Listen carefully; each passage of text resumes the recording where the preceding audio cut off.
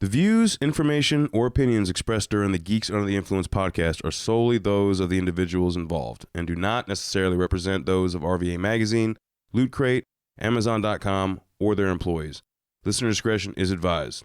Fuck off if you don't like it. I gotta give it up for our sponsors, amzn.com. Most of the stuff that we use to record this fantastic podcast were gotten through amzn.com. And now, as our sponsors, you're able to actually help out and get all the cool stuff that you would normally get on Amazon anyway. Just go to gypodcast.com and click on the Amazon affiliate link right on the homepage.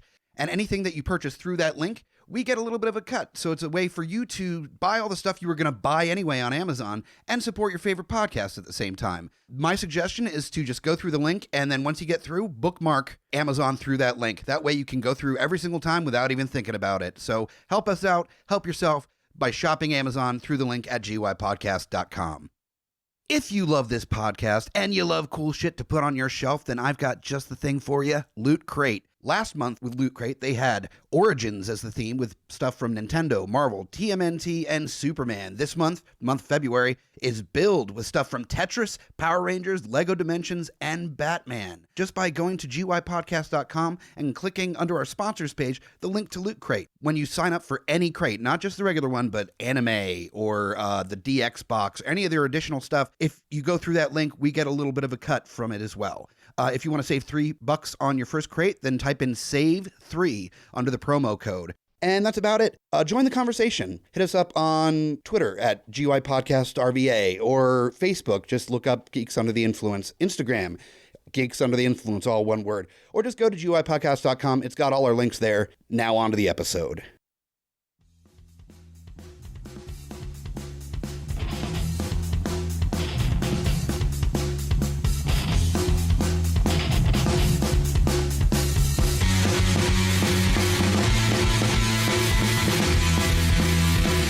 Geeks Under the Influence. That's the scene I pulled out. I don't know if you saw that, but the dinner table scene. Yeah, I'm with Carlton on that whole scene thing. Yeah. I think it could be fun. Yeah. As long as it's not like a lot. I mean, it's one quick scene. I think it could be fun. What are we talking about now? The scene. He said multiple. Well, I mean, multiple short ones is not the same as one. Oh, big the scene thing that we're talking Exactly. about. Yeah, no. I'm Okay. talking I know about what you're talking about something now. Yeah. I think it'll be fun. It won't be more than a couple minutes of us doing that, so I think it'll be fine. Yeah, Katie's really excited. You can tell. She's like, yeah. I just think, doing us half lit on the second half, doing stuff from like Toy Story or A Bug's Life or something like that would be funny as shit, especially if we're pulling out like Arnold Schwarzenegger impressions. I was about to ask that. Yeah. Now, they don't have to be good impressions. They No. just have to be impressions. No, it's right? actually All right, better good. if they're terrible impressions. good. So, I'm no, still we're like getting my old Can I do either It's only for animated episodes. Can I I was do- bringing it back. I was ready. Like, we're going to do some scene reading. Can I do 21 or 24 from Venture Brothers? Because absolutely. This Absolutely. is only on the animated stuff, right? No, this is just from now on. Ugh. Imagine you can be the narrator. There you go. we could do about Or a You got boy. a good angry. narration voice, by the way. Well, I mean, he did the Inside Out. I can play anger on this one, but Yeah, anger at everything. unless there's an angry character in every one, then no, because this is ridiculous. Dude, you can be the narrator. I'm telling you. Imagine if we're doing like a Hugh Grant This is episode, your which we'll life. never do, but we're doing about a boy, and you can do Schwarzenegger like, I'm just a girl standing in front of a boy, we're asking him to, and apparently he's Russian. That was Russian. Yeah, what the fuck? I don't know. What the fuck was Comrade, I am Arnold that? Schwarzenegger. Yeah, you fucking Yes. Dolph Lundgren over here. Only the Rocky Dolph Lundgren. He's doing Red Heat, Schwarzenegger. And he's Remember? That's- He there was a you go. Russian in that. That's true. Yeah, which That's was true. that movie was. I Horrible. know, shit, but still. It was horrible. Schwarzenegger's a Russian. Now, Schwarzenegger's never done a Pixar movie, has he? No, No. could you imagine that? Oh Like, my god, that's that'd be actually aw- surprising. I think He it needs- would be awesome. He needs No, to but, do like- more voice work because he's got such a distinctive voice. Yeah. It'd be fucking perfect. think some If- action character. If you played some like Muscle Man action figure in Toy Story or something. Where I was it'd gonna be- say like Schwarzenegger and Ants, where they made him like the buffest ant there, like Yeah, absolutely. That'd or be fucking Stallone great. there. So yeah, And there was like the one buff ant in that movie too. Oh, the soldier Yeah, ant. it's like the yeah, silver ant. yeah. It's like super buff. But that's what we're talking about tonight. Not about Arnold specifically, though. I'm sure he'll come up because he always does. We're talking about Pixar movies tonight. This is kind of a sister episode to our Disney movie episode that we did at the end of the year last year. And we're talking all things Pixar, where Pixar came from, the movies, what we love, and what makes us cry, and everything to do with Pixar. So thank you guys so much for coming in for another episode of Geeks Under the Influence. Welcome. And hello, YouTube. Hello. What's up? You guys are on this one. Oh, Yeah. Yeah.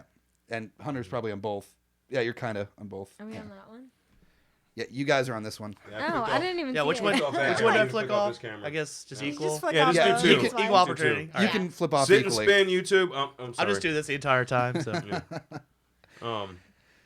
Yeah, as always, I'm Mike the Hobbit Bickett, host of Geeks Under the Influence. You can find me on Twitter at Mike Bickett, or follow the Geeks Under the Influence Twitter at GUI Podcast RVA. If you want to follow any of our other social media stuff, whether it be Instagram, Tumblr, Facebook, you can find all those links at GUIPodcast.com. Join the conversation. If you want to email us, hit us up at geeksundertheinfluence@gmail.com. And let us know what you want to hear on future episodes, or what you liked about previous episodes. What panelists you hate, which ones you love. We love talking to our fans, so please come and talk to us. Join us in conversation about cool shit on social media. And to my left is the sexual chocolate, the mulatto magic, the man that is so done with my dumb bullshit. Mr. Lowdown Brown MacGyver's here. What's up, guys? he secretly he likes it. He likes it. Ready to talk about kids' movies. Oh, yeah. Yeah. Totally. That's the thing with Pixar, is that it's not just for kids. There's so much hidden shit in there for adults. It's amazing. It's a long-standing tradition in kids' movies that there's little Easter eggs for the parents to get the jokes, but Pixar's turned it into an art. They've really gotten it down significantly. So I'm more than happy to talk about all the shit like Buzz's wings popping up when he gets turned on by Jessie in the end of Toy Story 2. You know, shit like that. That's definitely for the adults. So thank you for joining us on this fantastic voyage. And along with Mr. Lowdown Brown, his wifey, the one that he would cry over like at the end of Up, after years of marriage and terrible health issues happen, he would tie balloons to the roof of his house and go on an adventure with a small Asian child. I think that's called kidnapping. Is that kidnapping? Yeah. A woman he loved so much that he would kidnap an Asian kid. Trying to get his badge, man. He's just trying to get his badge. Just trying to get his badge. Get his badges. I got a badge for you. The What? little, the little Swolemaid is here. Rachel is here, Hey, joining us for yet another Disney-centric episode. you know. I like what I like. I mean, you're in good standing with Pixar. I think even the burliest of burlies, like we said on Disney, love some fucking Pixar, especially the fucking Incredibles. I mean, Yes. Holy Oh. shit! That's Yeah. kind of my Fucking main Incredibles, one. man. So. That's your main. Yeah, I think got that's Hunter mine. excited. There's two Pixars, that and Wall-E. So Fair enough. yeah. Next up is my beloved. The Katie Turbo is here. Yes, yes. The one that was nice enough to force me to watch Toy Story 2 and 3 this week. I was kind of figuring out about this relationship once you told me that you hadn't seen either of them, because that's a big deal. Fair enough. I mean, I get that. And it wasn't for lack of want. It was more that I didn't get a chance to see Toy Story 2 when it came out, and that was pre-Netflix and everything. So I just never got around to it. How many times have you seen Wicker Man now? That's different. That's Nicolas Touche. Cage. But that was amazing, okay? I'll That was tell so you, much if fun. Nicolas Cage was in Toy Story 2, you're goddamn right. I would have gone to the theater to see that. He's in Groot, the Groods or whatever. He's in that. Yeah, I didn't go to That's see that. DreamWorks, though. Yeah, it's Yeah, it's not Pixar. DreamWorks. Not Pixar. It wishes it was Pixar. It's the low rent Poor, Pixar. yeah, the poor man's Pixar. It's a Kmart of Pixar. Oh, damn. Did you just call DreamWorks the GoBots? Pretty much, Is that- yeah. They try. They do well. They do well. They do okay, but was they're horrible. they're not. Sometimes you find, good shit in there. They're doing movies. good. But it's not guaranteed like Pixar, all right? So, That's true. Yeah. That is true. And there's nothing worse than a letdown. Oh yeah, definitely. Which DreamWorks does have its letdowns. I'm assuming The Croods is one of those, or anything after Ice Age 1. I think that was DreamWorks. Well, there as was well. Sinbad. That was pretty bad. Anyway, let's not get on DreamWorks. Yeah, let's not get into DreamWorks. That's not what this is Finally, about. our last panelist is Fuck You Hunter. is What's here. up? Rolling in late. But it was a big opening weekend for the movie theater. There's yeah, a lot we of got stuff. Lego Batman, the 50 Shades shit, whatever. And then John Wick 2. So literally every demographic is covered for this weekend. So Damn. yeah, it's kind of crazy. Sounds like it, man. And you said that most of it was for 50 Shades. Yeah. That's bullshit. It does. You know how? You know Fucking bullshit. You know They what go the Batman, people. Do you know what the Rotten Tomato rating is on that? Like 12. Oh, well, it gets gone lower. It was 15 last time I looked. I'm not still- giving it. we were I was guessing. giving it credit. I figured Yeah. it'd be in the single digits. Honestly, They don't care. They're like, I don't give a fuck. It's like the Twilight movies. Like, I nobody say? gives a shit. What I say? I said basically, yeah, the Twilight Saga, and now all those kids have grown up, and now they're going to see the 50 Shades movies. Pretty much. It's fucking horrible.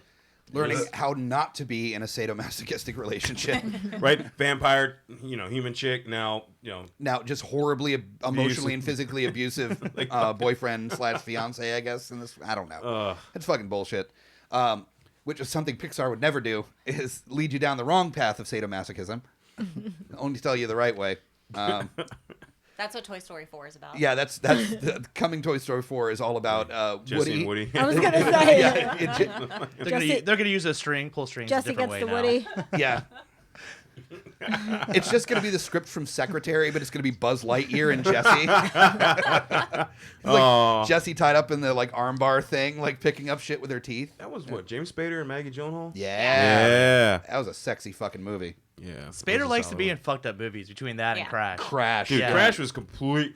Crash made Secretary look like a fucking nursery rhyme. Dude. Yeah. Are you fucking kidding me? Yeah, when you fuck a leg wound. Yeah, dude. Yeah. Yeah. Or butt fuck Elias Cotiers. Yeah. And Back to Kids movies. Back to the movies. Kids movies. Pixar. So Pixar surprisingly has been doing this since the 1980s. They did a series of short films. This Pixar came out from Industrial Light and Magic.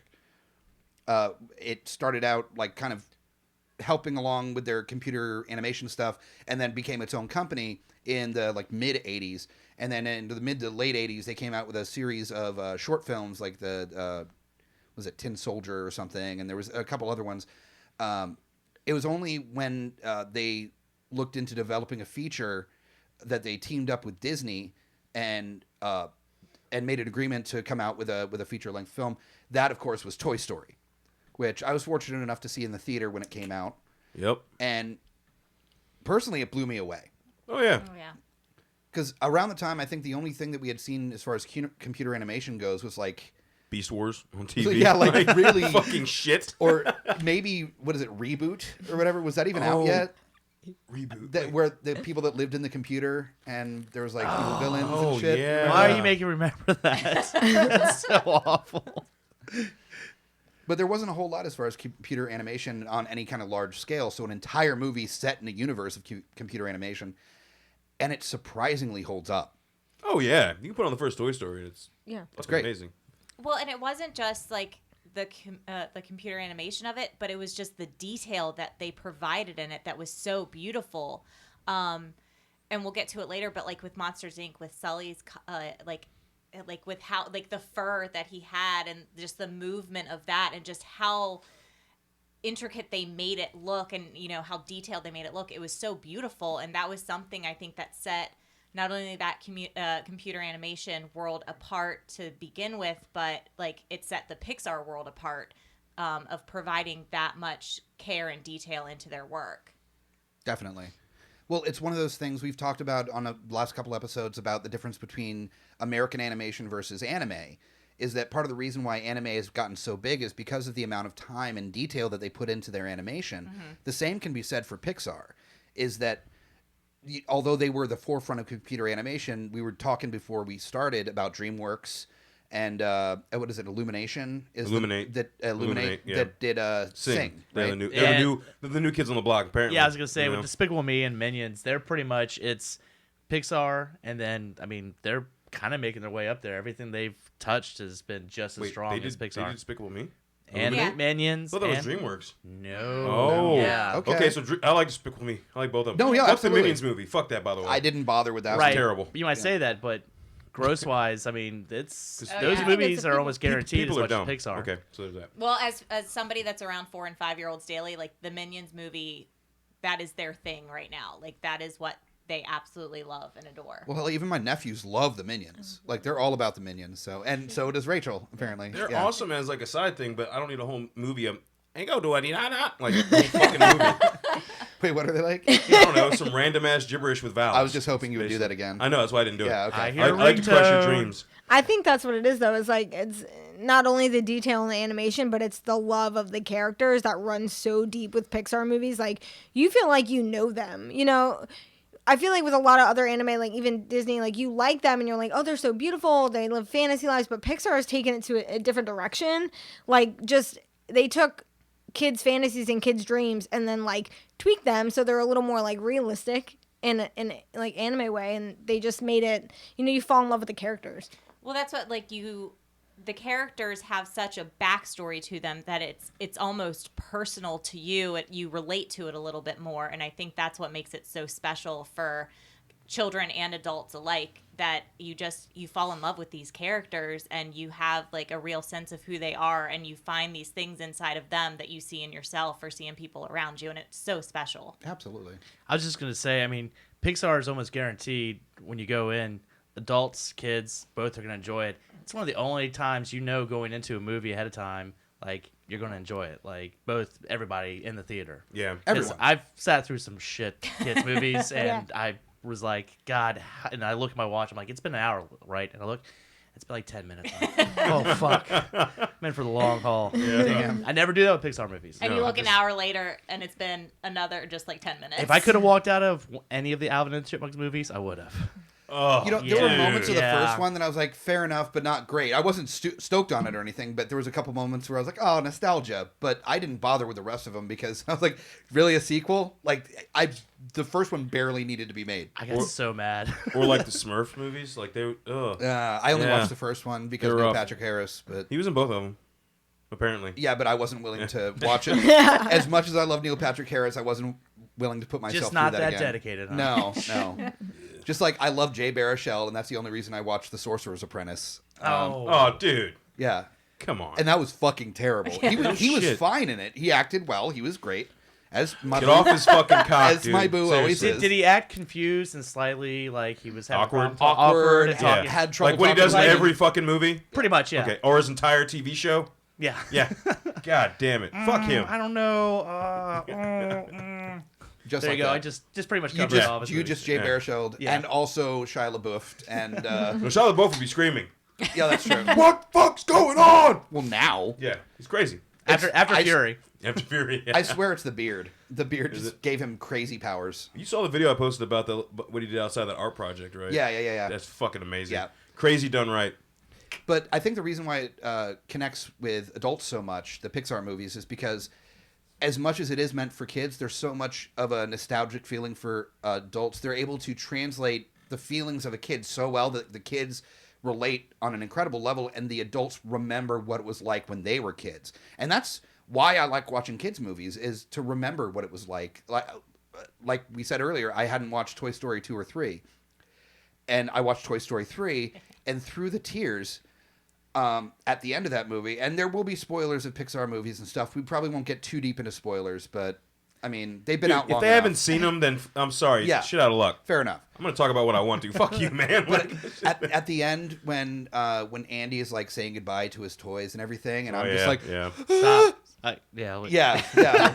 I was like, Too soon, man. I want my bear. I want my bear. And after the movie was over, I went and I grabbed my fucking bear that I've had. My mom has a picture of me God, that he's is smaller. I'm smaller than this bear in the picture, and we're laying next to each Well, other. you're not much bigger now, so. No, not much. This The bear does look kind of close to you. It's I was kind gonna of say. scary. Yeah, Aw, this is my Woody. Not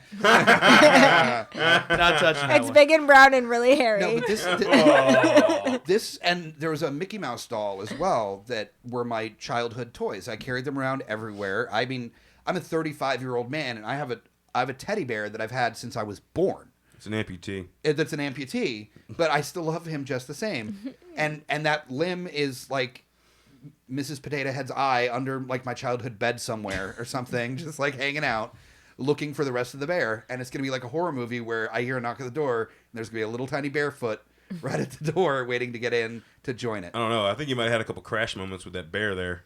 Did we just go back into Crash? Comes full around. Full circle. Yeah, Full exactly. circle. Well, no, it's not really a stitch wound though, so I don't know how it would work. You just really want to bring up some stitch fucking, huh? I did. I really did. I think it was very, relevant to Pixar. Teddy bear stitch fucking, yeah. Teddy bear stitch. The name of the episode. Yeah. But yeah, like watching how Andy related to Woody, and it was so sad to see him go, but like got why it was better for the little kid to have someone to play with. All I wanted was to grab my toy. I understood exactly what he was going through because there was the nostalgia. Are we not doing phrasing? I'm cutting you off. Sorry. But no, that's why it works for adults as well. It's because you remember those moments. It hits these key moments that everybody went through when they were kids. Well, and for Toy Story 3, for me too, it wasn't just the fact that you could relate to having to give up those toys that you loved as a child, but I remember, and I told you, like, I remember sitting in the movie theater at Toy Story 3 and bawling my eyes out, not only at the scene where they're like holding hands thinking they're about to fucking die. No, cannot. But also the scene where he's giving away his toys. But for me, that scene was more the fact of me also remembering when I went as a child seeing Toy Story 1 in the theater and just growing up with those films. And just that's really what it was for me too, was just realizing that, oh my God, this is my childhood as well, and I'm growing up as well. Yeah, because the first Toy Story came out, I don't remember the year, but it was like early 90s, I want to say. 95. 95? Yeah, Yeah. okay, so mid-90s. But, I mean, I was, 14 when they came out? So I was getting to the brink of not being cool with it. The reason we went is because my sister's 3 years younger. So she was like, yeah, I want to go see fucking Toy Story. And I was like, oh, I guess we're going to see a kids movie. And then at the end, I'm just like, just like into it. Because that will pull anybody in. Yeah. That's the real trick. And why Pixar is what it is. They don't have a non-hit. Every movie. There's some bigger than others, but I was gonna say real quick with it all shows with Disney, because their animation prior to Toy Story was just kicking ass. You had Beauty and the Beast, you had Lion King, and it's almost like they picked up Pixar right when the animation stuff kind of started fading, where you got Hercules, stuff like that. They're like, yeah. But I'm just saying that's where the popularity of the animated movies, and Disney just went from animated right into Pixar, stayed on top. Like, that simple. well, and now they're different companies now. They're no longer under the umbrella of Disney, as far as I know.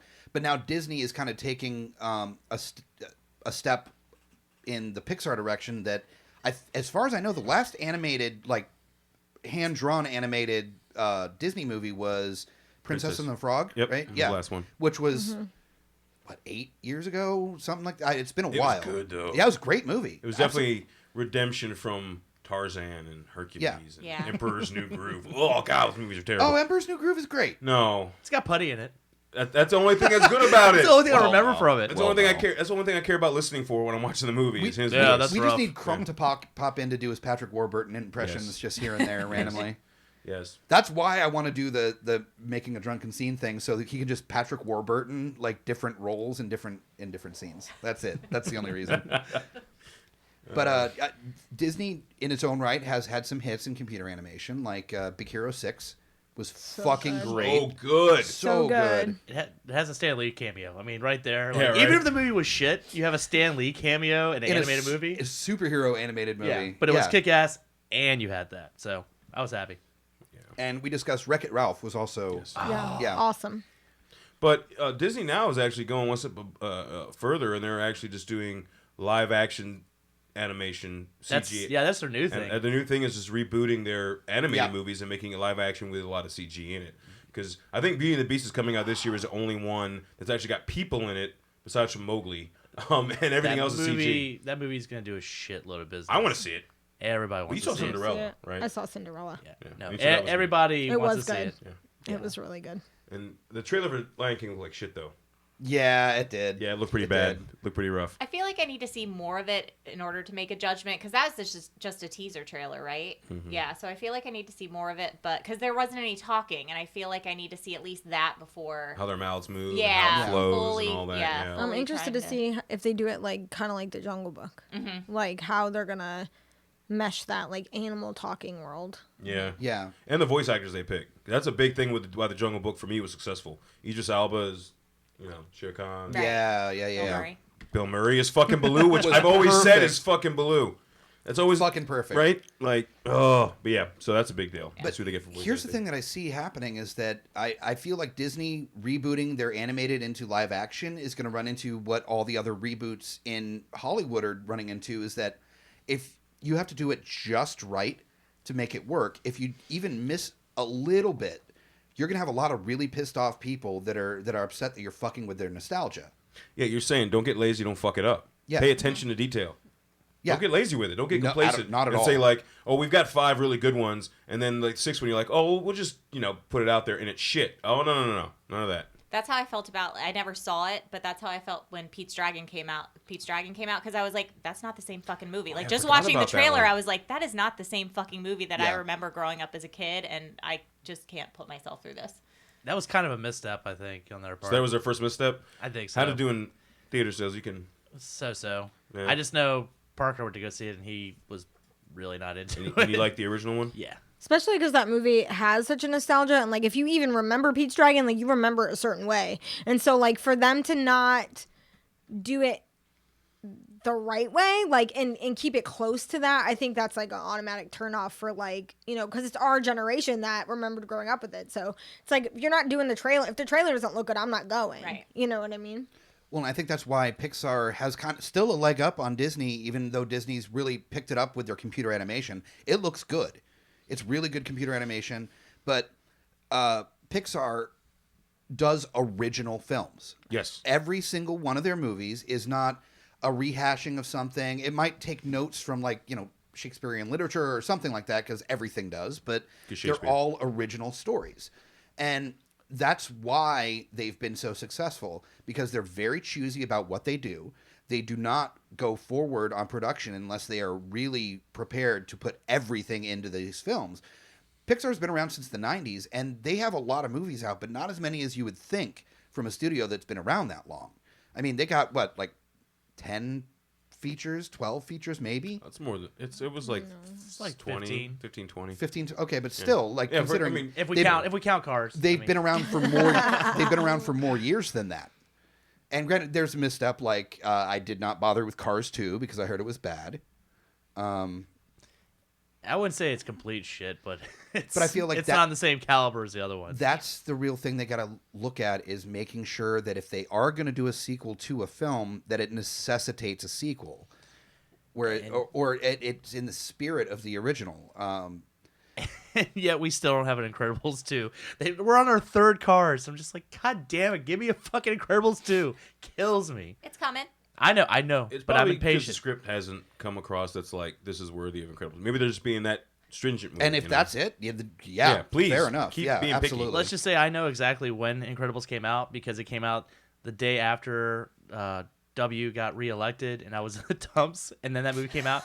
So that movie came out like 12 years Cheers you ago. right up and makes Yeah. you feel all good and warm and fuzzy. So I'm waiting for the sequel. I'm currently now. No, it I needs to come out in the really next 4 fucking years. need it. All right, like Jesus Come out in Christ. the next 4 years. For some reason, right now in this environment, I really need a goddamn. I don't Incredibles movie. understand why that's so important to you right Yeah, now. why would you need that right that's now? Yeah, super weird. I don't I know. don't know. Yeah. Yeah. But yeah, Incredibles 2 I'm very excited about, because Brad Bird, I think, is the guy that did the first one, and he's involved in the second one as well, right? I think believe. so, especially after Tomorrowland. Oh, Wait, I heard that was utter dog shit. it was not that Yeah, great. I think he's Yeah. going back to animation. Yeah. leaving Yeah. the live action stuff alone. He tested the waters, and it did not turn out well. Yeah. Okay. Well, I think they were trying to do a Pirates of the Caribbean thing with Tomorrowland, and it just didn't work. Like, because the only one that worked for Pirates of the Caribbean was the first one. No, the second one was good. It was I'll give okay. 2. I'll give 2 was okay. I'm interested in the next one. Yeah, I'm only because- interested because Javier Bardem's in it. Yeah. Well, That's that it. and you've seen like this much of Jack Sparrow, so And that's actually, what I've enjoyed is the fact that he is not in the trailer Yeah, very right. much. I love you, Johnny Depp, but fucking stop it already. This is the Well, 5th it's one. if they did Jesus. a Pirates movie without Johnny Depp, cool, I'm in. But they're his character like whimsy has been spent. Well, it's gotten to like this thing where it's just like his shtick now to do that. But I feel like in order to be successful, they need to kind of, get away from that, and they could actually make a really good Pirates movie if they kind of evolved from that Jack Sparrow character into other character development. Sure, absolutely. Yeah, I agree with that. And I feel like in the sequels they were trying to, with the way they kind of made Orlando Bloom's character more, they just... I'll be honest, I don't remember much about anything after I really enjoyed the first one. Mm-hmm. If you ask me to tell you what happens in all the other movies, I can't fucking remember. I didn't all see that. the fourth one, but even though that had, Ian McShane in it? Wasn't he in that one? I'm not Blackbeard sure or something? I think I saw that one, but I couldn't tell you anything about it. I don't remember. I just remember the trailer. I thought he was in it, and I fucking love Ian McShane. Yeah, he's awesome. Fucking great. Ever since fucking Swearingen and Deadwood, Yeah. I've been sold. Cocksucker. Yeah. But moving forward with the sequels, the only slightly less enjoyable Pixar movies for me have been in sequel world, where Cars 2 I wasn't that impressed with. There was Monsters University. So I loved it. Yeah, I thought it was... not gonna lie. It's great. But it's not... I didn't think it held up as the first one. The first one was so... I thought it was better. I think to me it goes with character love for the second one, because you already know them, and so now it's taking you back and it's giving their backstory even more, which I loved about it. And I love that it could be a totally separate entity. So if you didn't see the first one and you saw the second one, you still loved it. You still liked it and loved it. Thanks, Lowdown. Mm-hmm. Because Your it fault this told time. you so much about the characters, and it was a totally different storyline, and that I did like about it. Yeah.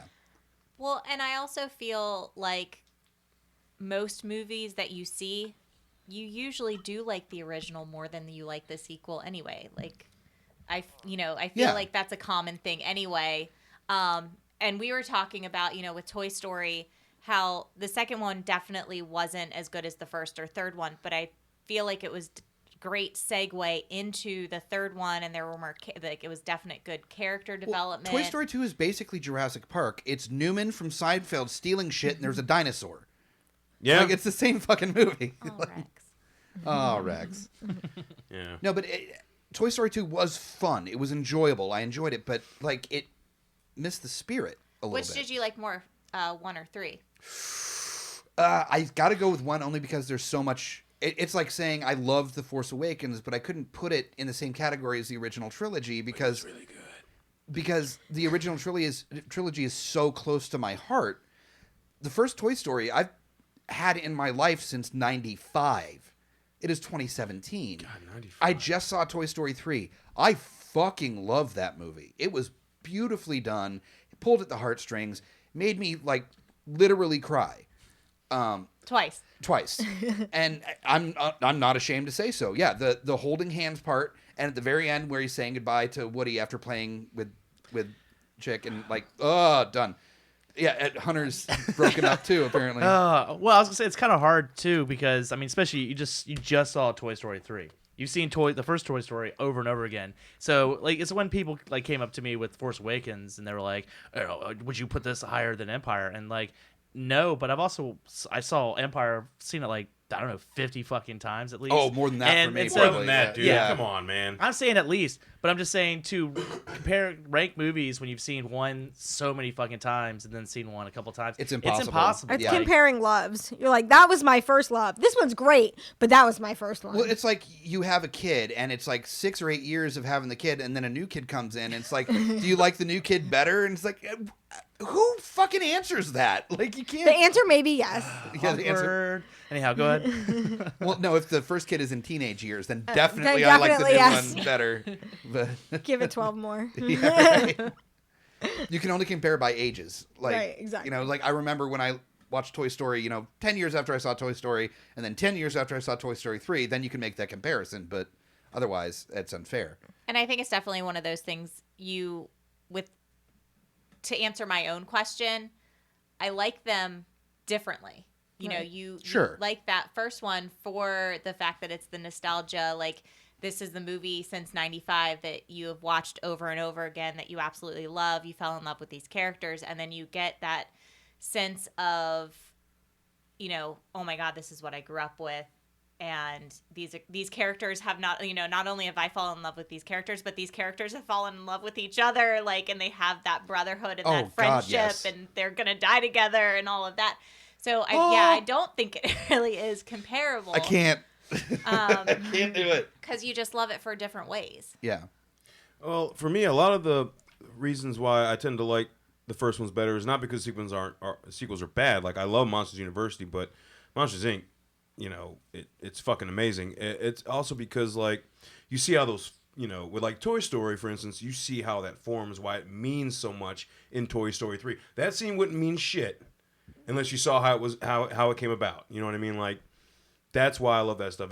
And the universe is smaller. It's more compact. It's the core group with the originals. When the sequels happen, it always expands the universe, and it kind of sometimes takes away from the core group. And it's only select scenes that you get that intimacy and that those heartfelt scenes. When I think part of it also is with any sequel, and not just in Pixar, but in general, you're not only trying to expand on the universe of that story, but you're also relying on the nostalgia of the first movie to carry the storyline. Is that you don't have to develop these characters as much because you developed them in the first movie. If you rehash everything, it's a boring fucking movie.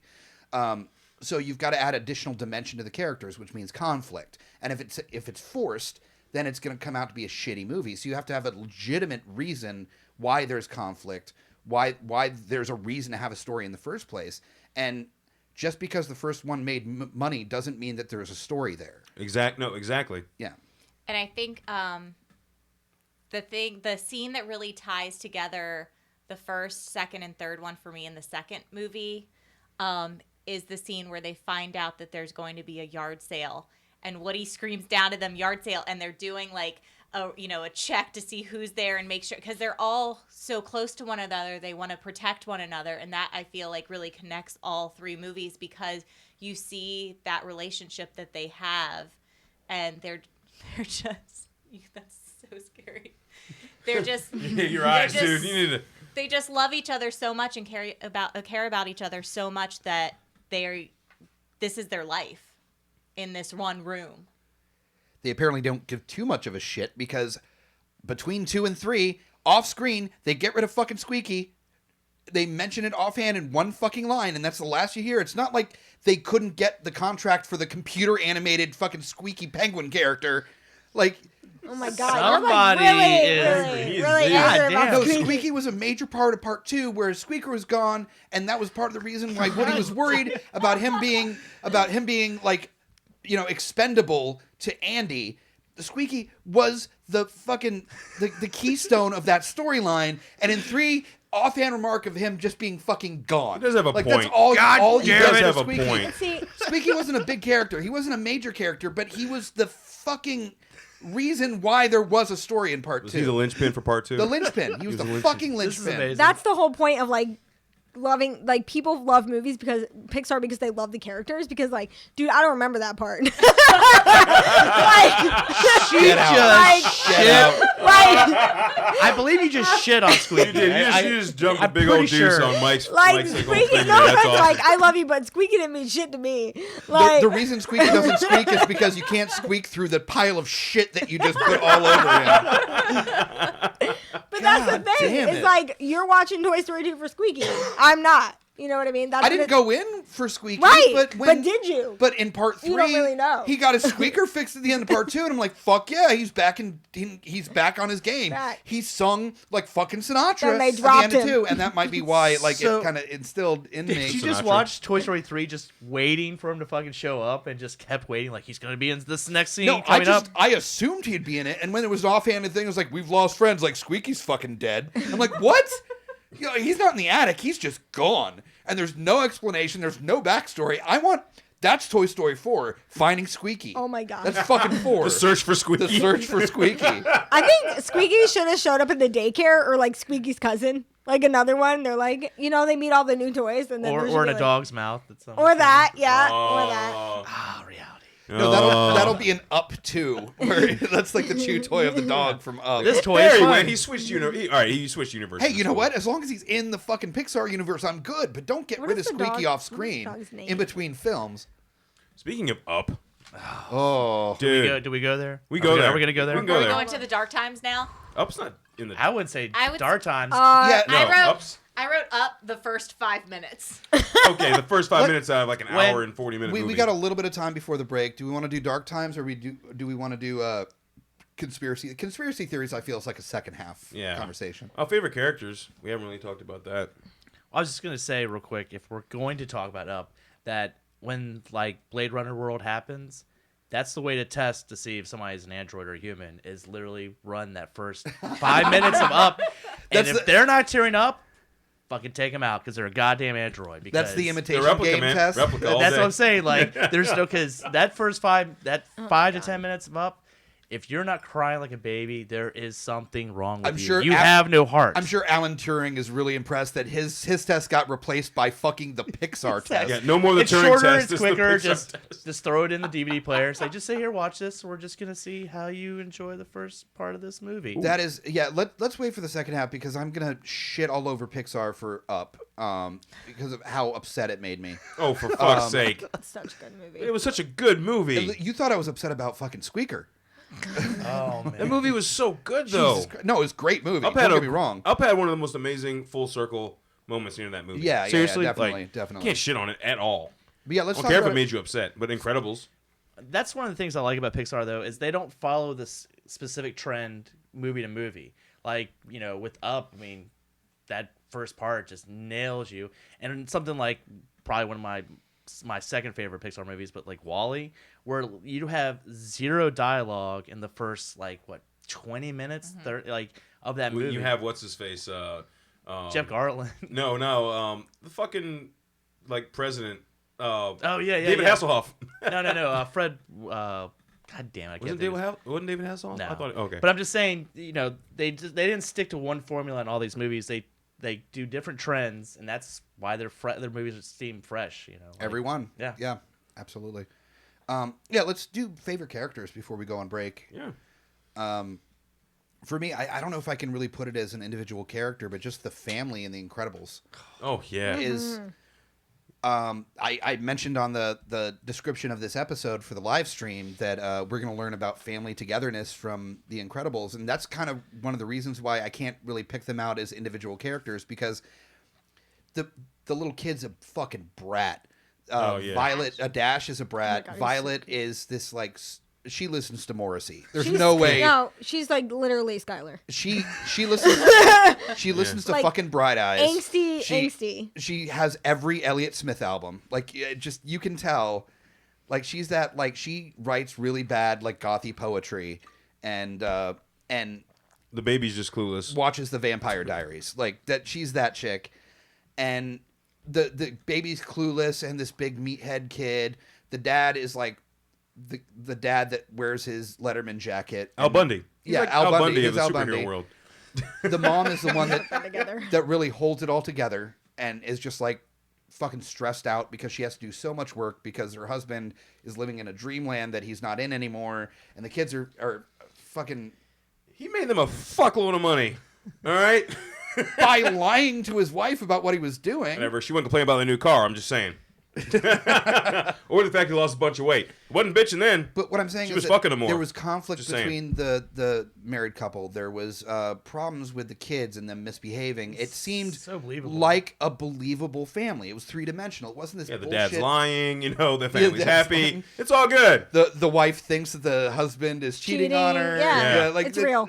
Yeah. you take like this family element, and then you sort of put it in like a Watchmen scenario. Like that's when I remember when I saw Incredibles. Yeah, I remember and just the at banning when they were talking about the superheroes. Keene Act going Yeah, into place. and then them taking out. I was like, this is incredible. This is amazing. And this is incredible. Where they took the Fantastic Four and put it in the world of Watchmen and made a Pixar and made a kids movie out of all of this. I was like I've You're seen just the movie. waiting for What's Fantastic Frozone Four, to be wasn't like, "Yo, what up, Rorschach?" Yeah, pretty How's it much. going? Oh, and the voice acting again. Samuel L. Jackson. yeah, Come yeah, on, yeah. man.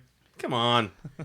Again, like I said, voice acting is a huge part of these movies. Absolutely, and we're definitely gonna. I think that's probably the best way to start the second half is to so talk good. about the voice acting. But as far as other characters go, do we have other favorites? Well, Sully is. No. Yeah, Sully, Sully's awesome. Yeah. Again, John Goodman. Anyway. Yeah. And I loved Boo, and their Boo. interaction was Yeah. so great. And I remember, I worked when I lived in Norfolk. I worked at a consignment shop, and somebody had brought in a Sully and Boo doll, and it was Boo dressed up in like the monster costume, and I gave it to Lily, so I think Lily still has it. My goddaughter still has it, and but yeah, I was just like I was like 17 and I still bought these things because I was so excited to see them, and Yeah, it's just, I mean, her character, just what she brings out in the other characters is just amazing, and that's why she's nonstop positivity, like excited and positive the whole time. She is the typical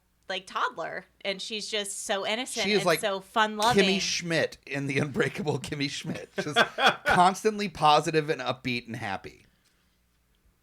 No? And that's and I mean that's what, and she just brings out the best in all of those characters, like Mike, who is so self-absorbed and so worried about everything. She makes him actually think about other things other than himself. It actually makes him a better person for it, which you see in a lot of Pixar movies. Like I would say with Marlin, there was a little bit of that as well, as him getting out of his comfort zone, which allowed him to grow as a person. Which is part of the reason why I like Marlin as well, is because he's such a fucking curmudgeonly, like, scared of everything dad, and then the most important thing in his life disappears. Nemo goes away, and he's like, well, fuck it. Like, I got to get my kid. But I also do love those characters that are just so... They just stay themselves throughout it, like Roz in Monsters, Inc. I absolutely love Roz because she's just going to be the same cranky old person that, monster that's just helping people out. That and like Jessie in Toy Story 2 and 3, where she's just so innocent and so, again, like a fun-loving character. But she's just herself, and that's actually what you learn to love about her. Sure. I was going to say obviously I've talked about how much I love this movie, but the character of Wall-E, he's just so innocent in this world, and all these, every robot has a job and a task. He's just kind of like does his own thing. They're like, follow this track. He's like, no, I'm just gonna. And there's such an innocence with it, and he just sees this other robot that he loves and just does whatever he wants, and he's just this real childlike character, and it works so perfect. So Nice. I gotta agree. Like character-wise, Wall-E was definitely. Because it was so different, because again there was no dialogue. It was strictly like a robot that had become like almost like an AI. Even though he was still following a pattern, he was also keeping things and had it, and he had like things that he was actually falling in love with and stuff. So he kind of playing around the cockroach. Yeah, exactly. He's like, that was his friend. Like the roach was sitting there waiting for him, man. He was waiting for the ship to come back, dude. All right, that actually got my heart right there. Like the roach is still there, man. The roach is still there. And can we quickly comment on Wall-E that was a risky fucking movie for Pixar? No shit. That was a the thing. super risky movie, because not only is it not at all dialogue driven, like there's minimal dialogue in that movie until he reaches the ship. And fat Americans. And fat Americans everywhere. We're on our way, by the way. But it's straight up like Wall-E is like Tom Hanks in Castaway for half of the fucking movie, but better. Yeah. And also like it's a really dark plot line. Yeah, that you find out Earth Earth's has been fucked. fucked. And yeah, we'll get into the dark side of Wall-E, but like that was a really risky play, and it turned into one of the most lovable characters in all of fucking Pixar. Another one for me, and I know this is base, this is a no shit situation, but Woody. I was gonna say Woody was is always so forward motivated, always trying to find.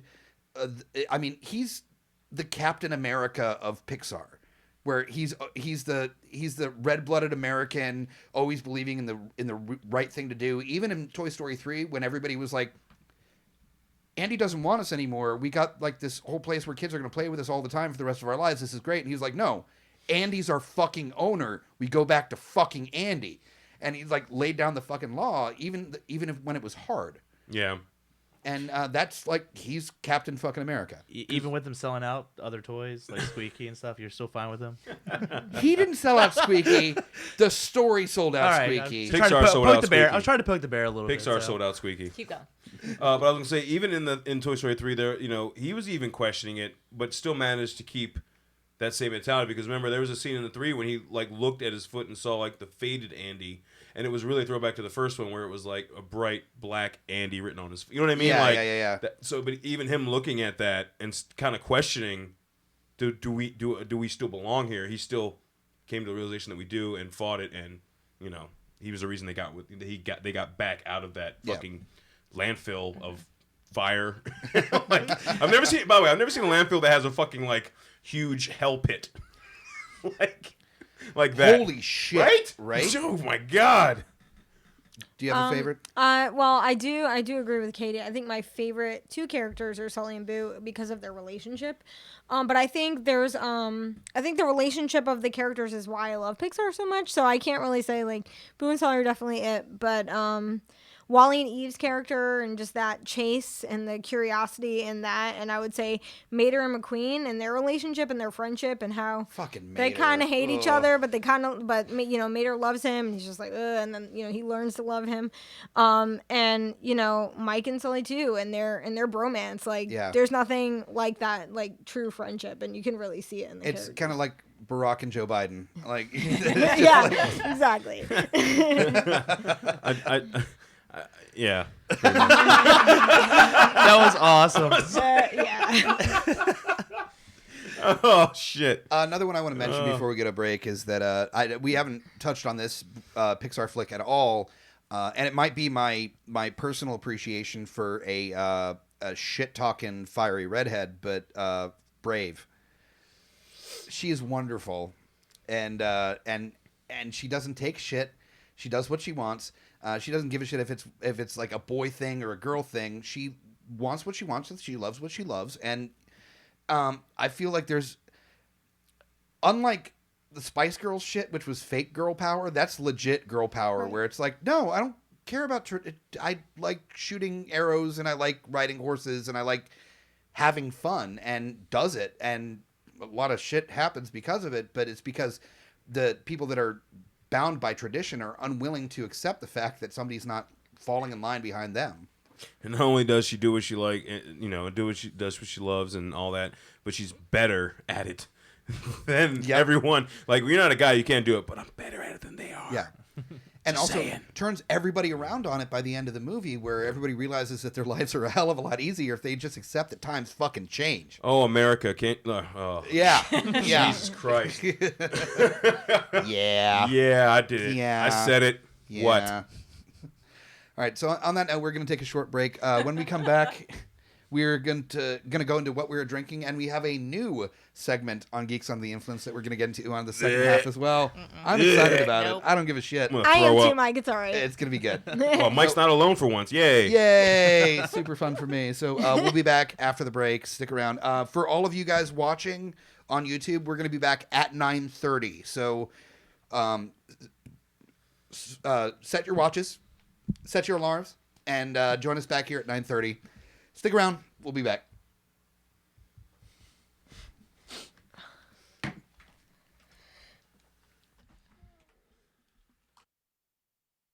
Podcast, big fans of the... I got a question for you. What you doing on the 18th of February? Well, I'll tell you. You're coming to Broadberry for Breaking Silence, a Richmond YWCA benefit sponsored by the guys at Lucky 13. They decided for their 13-year anniversary, instead of throwing some like fest, they are throwing a benefit for the YWCA, who has been around for 130 years. This is a way for you to rock out with bands such as the Hellhounds, Venus Skytrap, Mistaker, and the Octane Saints coming out of retirement to play this show. It's $10 in advance. Just look up the Breaking Silence, a Richmond YWCA benefit on Facebook, and go through the link to Ticketfly to get your tickets for $10 a piece. 18th of February. Come out. You'll see a bunch of the panelists rocking out right along with you for charity. Hey guys, thank you for watching the GUI podcast. This is Nick from Instant Replay Live. I get plugged here a lot, and I'm being allowed to do it myself this time. I'm going to plug myself as much as I can. You can check out our Twitter at INST Replay Live. I'm going to plug myself again. I'm plugging myself in front of all these guys right here.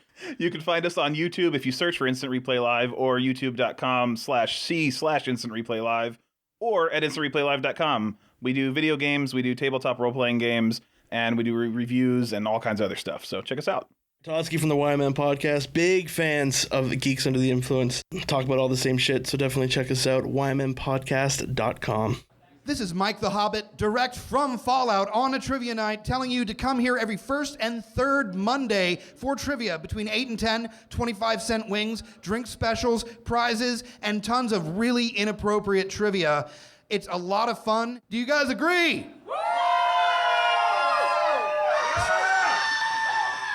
Definitely come out and enjoy trivia every first and third Monday at Fallout.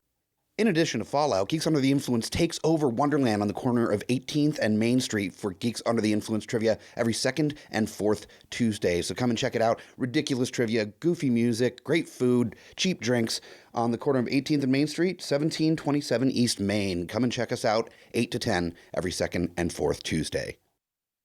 Highlight my script. Hello, hello, hello. All of our listeners. How you guys doing tonight?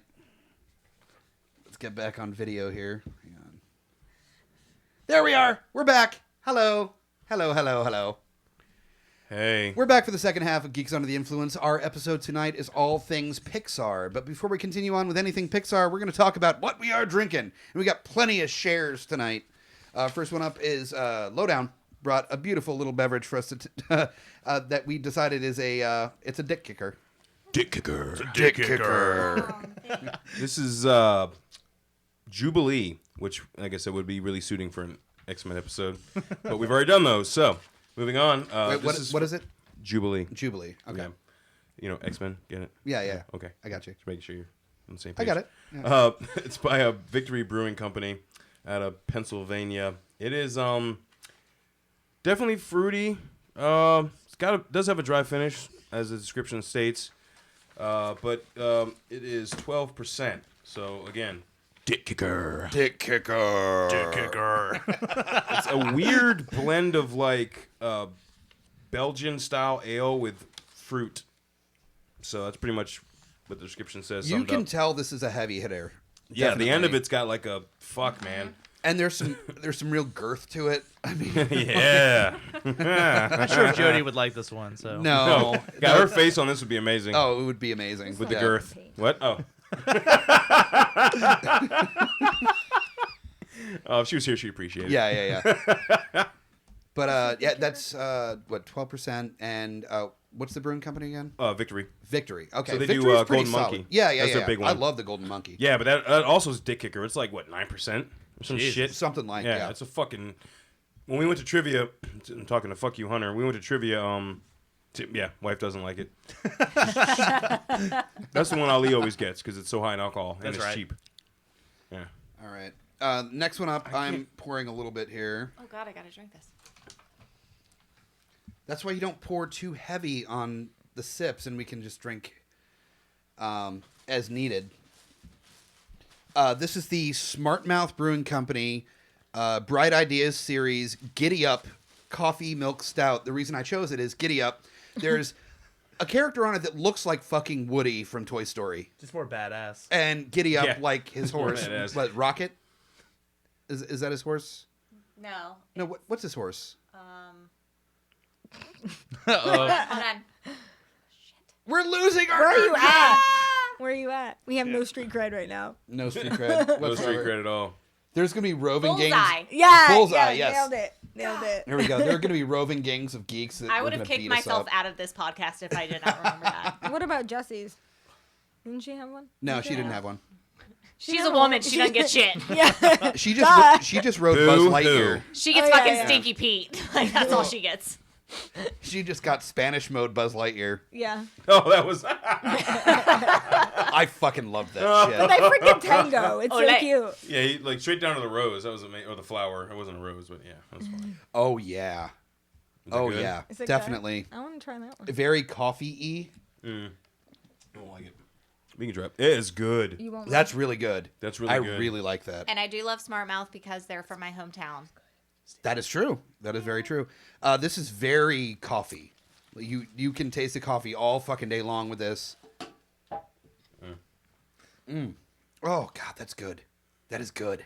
It's really good. You Yeah. want more of that? There's plenty. It's a whole bottle. You want another cup? No, I'm okay. Ooh, that is Sure. good. It is Yeah. good though. I actually I like really it. dig that. It was only it was under $10 a bottle. And what's the ABV on this? I feel like if you like I don't feel like it's heavy. 7.9, I'd say I think. I'd Yeah, say I mean 7. it's a heavier in texture beer, but I wouldn't say super Alcohol. I heavy. think it's a 7%er. 7.9. She said 7.9. Okay. On Yeah. the dot. You win. On the dot. It's good though. Nice. I like it. Definitely beats the Jubilee. I'm sorry, the Jubilee. It's just very low, limited dosage of that. Yeah, It's like the I would combo say. character, pretty weak. But when she unleashes, though, again the 12%. See? Fireworks. fireworks. That's all I have to say. Don't let hear you say that. Doesn't matter. It's Jubilee. I'll defend that. Yeah, I'm very happy with this get. Yeah. I would definitely get this again.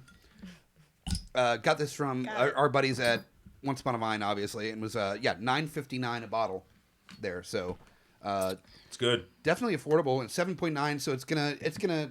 I wouldn't say it would kick you in the dick, but just maybe like a nice like loving soft tap, a ball jiggle, Yeah. A fondling of the a ball. fondling of the cup in the balls. balls. Just a little bit. You know. Just enough. This is like Maybe a, middle finger on the back of the sack situation. Just that's about it. No, it's not. It's Middle not, it's finger not on like the 8.5 level. So I just say. Is that an 8.5? It's like an 8.5 We level. got to figure out the ball to finger ratio Yeah. on our. I'm on going our- with like 8.5 on that. You know. For like finger on the taint. Finger on the taint's more in the nines. It might be- like Yeah. It's at a 9. It's at a We need 9. to bring it back It's down. not taint worthy. It's not. Not taint. taint It's not worthy. taint worthy. Other than that, I'm drinking the Remedy by Parkway Brewing Company. It's out of East Coast local bitches out of Salem, Virginia. It's a brown ale, but it's a hoppy brown ale, and I guess I should have kind of taken that from all the green on the label. But I see brown ale. I don't think abundance of hops. It's a fucking brown ale. So it's good. It's an easy drink. It's definitely sessionable, but never buying this again because it's not what I look for in a brown ale. Fair enough. Like at all. It doesn't. I wouldn't say it tastes like a brown. At all. Like you get a little bit of that malt that you would get with a brown, but the profile is not a brown ale profile. Exactly. You know? So, and what's the company? Parkway. Parkway. Yeah. Everything they do is normally fantastic. Yeah, they have so much salt. Remember, they had the majestic mullet. Oh yeah. The little Fuck yeah. Kolsch. That was good. Yeah. Yeah. They have just a very sessionable summer beer too that I can't remember. Not the Kolsch. There's another one, but it's really tasty. So that's unfortunate because they're usually pretty on point. Smart Mouth. You didn't throw in East Coast local, by the way. Oh, that is Smart Mouth. Yeah, is East Coast local. It's from Norfolk, right? Yep. Yeah, man. Yeah. Fuck, Hobbit. Oh, we Get didn't. together. We didn't go there, did we? We did not. We'll go there next We time. went to that new place. I don't. We went to O'Connor's, and It then was like Poseidon's Dick or something. I forget. it was. But I loved Poseidon's Dick over O'Connor's actually. Oh. Their beers were really tasty. Whatever Yes, the name the of that brewery beers. is, we mentioned it Oh. before, and I cannot remember the name of it to save my life. It was like Poseidon's Adventure or something. Yeah, but it's a very like mom and pop type brew. Like it's almost out of somebody's house. It looks It like looks similar to, yeah. So if Mom and Pop wants to get you drunk. basically. All right, sweet. So if you got if you got the mom and pa that used to party with you in high school, Yeah, then right. they would open up this shop. Like as far as breweries in Norfolk go, I would say O'Connor's is very similar to Hardywood as far as the size and kind of what they're going for. Sure. Smart Mouth is more of an ardent type place where it's definitely smaller. They have a really cool, huge, full wall chalkboard that you can draw on. And I remember I went there around Halloween and they have this amazing fall Halloween mural thing that they had drawn Nice. on Nice. there. Yeah. But the one that we went to, Poseidon's Dick, was definitely something out of. It seriously. It looked was, like an old oil change place where they pulled up the garage doors and Mm-hmm. that's where the bar was, and then you went out and there was like a couple fire pits and chairs with chain link fences. with chain link fences. Like it was like in a back street, and I loved it. Mm-hmm. I fucking loved it. The beer was really good. It was very neighborhoody feeling. Mm-hmm. And for a brewery, I love that. And I love that that's kind of where we're getting with breweries, that you get those. You get under the radar breweries that are doing decent business that aren't the Hardywoods or the Devil's Backbones or Blue Mountains, that are these tiny little joints that just make a living. Mm-hmm. We'll ask Megan tomorrow, and we can actually get the real name Yeah, and yeah, let you yeah. guys know if you want to know. Yeah. But we got one more. Katie brought something for us to taste as well. Yes, I brought. It's Clown Shoes, the Space Cake Double IPA, which I'm not usually a fan of IPAs. I don't usually go on the hoppy side, but this actually isn't bad. It's very. I don't know what they were kind of going for, but it's definitely not very hoppy. It's very smooth, and it's actually pretty good. I'm usually really picky about my IPAs, so I'm interested. I hear double IPA. I think of like Dogfish 90 Minute.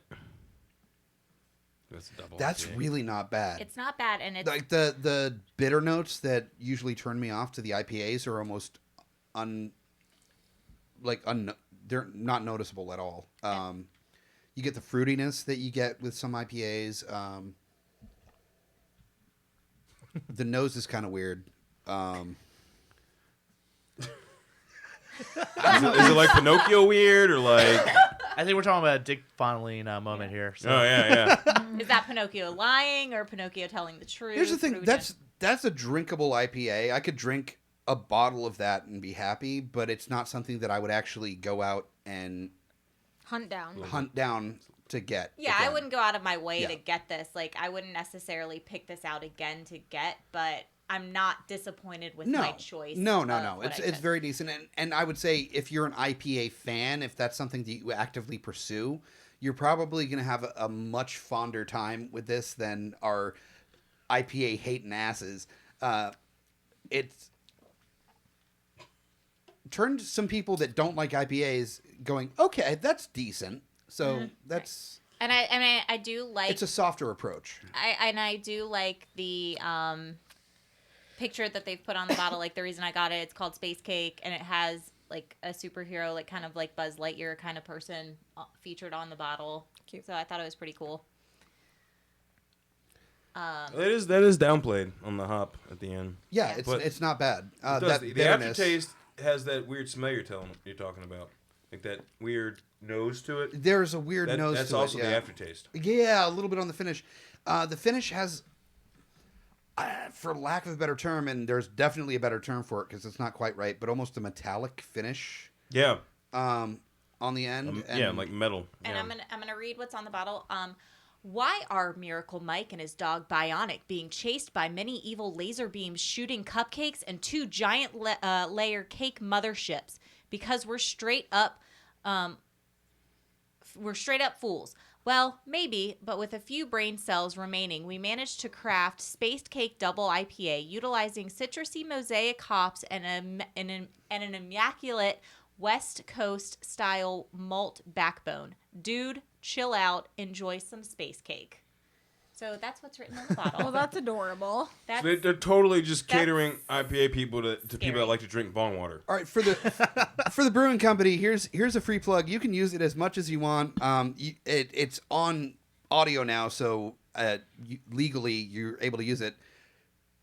Dude, chill out. Try some space cake. enjoy Who the some fuck space would want to use that? Well, if they want to. That guy. If they want to. Apparently, Hobbit. We're gonna be like the Monster Mania con, and it's gonna like a fucking text message alert, and it's like, try some space cake. Try some space cake. We're going to get retweeted by the brewery company. It's like, yeah, by the way, we're totally using that. Like, that's weird. And it's out of Massachusetts. Yeah. So, are there any other beers of note that we're drinking? There's the normal High Lifes and PBRs and stuff that are being drank, but Leftover Super Bowl beer. Last time. We talked about that last time. well, we you can. had I the, drank it last time. I thought you had the berry one. Oh, I may have. Yeah. Oh, yeah, because... Okay, so I did have the berry one last time, and then I was like, I like it, and so I tried the pineapple. This is a pineapple hard cider. It is not a kick in the dick. It's only 5%. It might be like slight ball licking. It's like a wind to the balls. It's like a soft like ball lick, really. Ball So nothing. It's a Hummer at best. Nothing Can we too. make that? I'm sorry. Can we make that a rating system? Ball lick, kick to the dick. Oh no, I think that's already happening. Yeah. It is by California Cider Company. And it's called Ace Pineapple Hard Cider. It's really good. I've had they also have a grape one, which has kind of like a wine flavor. And I believe they have some other flavors. It is really heavy on the pineapple, so it's definitely got a hard citrus flavor, but it's delicious. So yeah, It's not overly sweet either. it is not overly sweet. Which is what I look for in a cider, personally. There's plenty of people that love the sweet ciders, and more power to you. Do your thing. Drink what you want to drink. Ultimately, Live your truth. live your truth. It really is just about as sweet as a pineapple. Like it really tastes. It taste like you're eating a piece of pineapple, and which is, I think, just the right amount of sweetness. It's not really heavy on the sugar. The berry one was a little heavier from what I remember, but it's also not as heavy as Angry Orchard or Red Apple Ale. That's got Yeah, a higher Red Apple alcohol Ale. Yeah. content. Or woodchuck. Woodchuck is Yeah. awful. That's just like sugar. Yeah. That's sugar. That's diabetes in a bottle. The only one from woodchuck I like is the fall cider, and it's still definitely very sweet, but the seasonal spices they Flavors. use are fantastic. Well, I told you what fucked that up for me. Heavy Rebel and fucking Oh Fireball. and- yeah.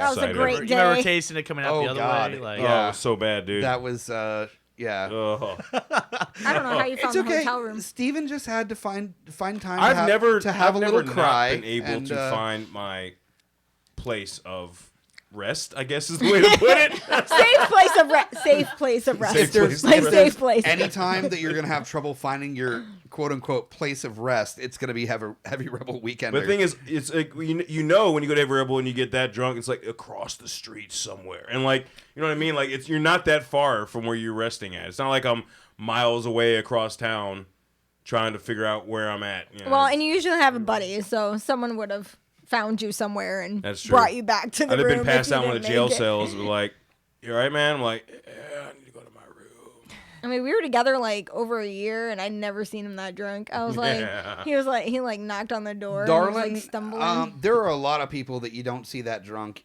until Heavy Rebel. Rebel. Yeah, seriously. true. I might be one of them. Heavy Rebel do that to you. Oh, Heavy Just Rebel saying. will ride you hard and put you away wet. No Like, shit. it's- Like literally, Chris Manick said last year that I need to take a break from PBR Yeah. on like Sunday. Yeah. That's how fucked up you get at fucking Heavy Rebel. You have to stop. I gotta take a break from drinking beer because I'm too fucked up. For those unfamiliar, we actually did an on-location episode of Geeks Under the Influence at Heavy Rebel. Hopefully again this year. The first year that we did Geeks Under the Influence. So we recorded it on a Rock Band mic, and the audio is terrible. But it's a rockabilly or just a rock and roll car show weekender. Little punk, little metal, a lot of rock, a lot of country, Lots a of lot stuff of in bluegrass. Winston-Salem. Definitely worth checking out if you're anywhere in the area. It's always around the 4th of July weekend. So check it out. Just Google Heavy Rebel Weekender. Yeah, that's all you got to do. $90 for the whole weekend. 33 days, $90 ticket gets you the Yep. whole weekend. It's fucking awesome. Now, moving on to the newest thing on the GY page. Fucking hobbits. We've Stupid got ideas. a new segment on Geeks Under the Influence that we're going to try out tonight to see how it goes. And I got some theme music here. So Oh, really? Fuck Oh, you, yeah. man. Jesus Christ. Fuck Yeah. you. He's been hyping Here we this go. shit up. here we go. Shit, dude. He's excited. Making a drunken scene. Is that going to be a copyright infringement? Nope. Okay. No, we're Isn't good. that Just kinda like, checking. Isn't that like kind of what Drunk History does? on their intro? It's a parody on. Yeah. That's basically just what we're asking, doing. because it kind of reminded me of that. Just All know, right. just in case. So basically, what we're doing on this new segment of Geeks Under the Influence is we're reading scenes from stuff related to the episodes that we're doing. So we've got some Pixar stuff we're gonna do, and we're gonna read the scene in whatever impression or voice that the panelists want to do. Can we just make up our own voice? Oh, you can do whatever you want. I don't want to do a famous person. Just like make your own voice. No, you can Okay, make cool. your own voice if you want to. Yeah. Oh, all right. Yeah, no, we're flying off the cuff on this. So the first one up that we're doing is from Inside Out, one of the more recent Pixar films. And to start us off, Katie is going to be the narrator. And I fucking hate you so much. I know. I fucking hate you so much right now. Most people on the panel right now are not excited at all about this, but No. we're going to see how it works. And I'm trying to remember who I am on this one. You should have highlighted it, Dick. Yeah. It's your fucking idea. Yeah. You asked me for the fucking highlighters. Would you like a highlighter? It's your fucking idea. Okay, so Steven is anger. Yeah. Hunter, you are Fear. fear. Rachel's disgust. Ugh. Yep. Katie is narrator and sadness, right? Your joy. Your joy. So I'm joy, apparently. Okay. You all have right. You have 3 lines. You're Okay. good. All right. So I'm good. All right. As Riley lies in her sleeping bag, a truck loudly drives by outside. The headlights can be seen shining through the room. Riley hides under the sleeping bag in fear. What was that? Was it a bear? It's a bear! There's no bears in San Francisco. I saw a really hairy guy. He looked like a hobbit. Oh, I'm so jumpy. My nerves are shot. Ugh, I don't want to hear about your nerves. I'll tell you what it is. This move has been a bust. That's what I've been telling you guys. There are at least 37 things for Riley to be scared of right now. Ugh, the smell alone is enough to make her gag.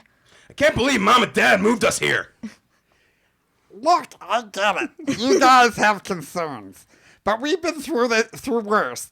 Tell you what, let's make a list of all the things Riley should be really happy about. Fine. Let's see. This house stinks. Our room stinks. The pizza here is weird. Our friends are back home. And all of our stuff is in the missing van. Oh, come on. It could be worse. Yeah, Joy. We could be lying on a dirty floor in a bag. Okay, I admit it. We had a rough start, but I think all of the good things that... No, Joy. There's absolutely no reason for I to be happy right now. Let us handle this. I say we skip school tomorrow. Lock ourselves in the bedroom. We have no clean clothes. I mean, no one should see us. Yeah, we could cry until we can't breathe. We should lock the door and scream that curse word we know. It's a good one.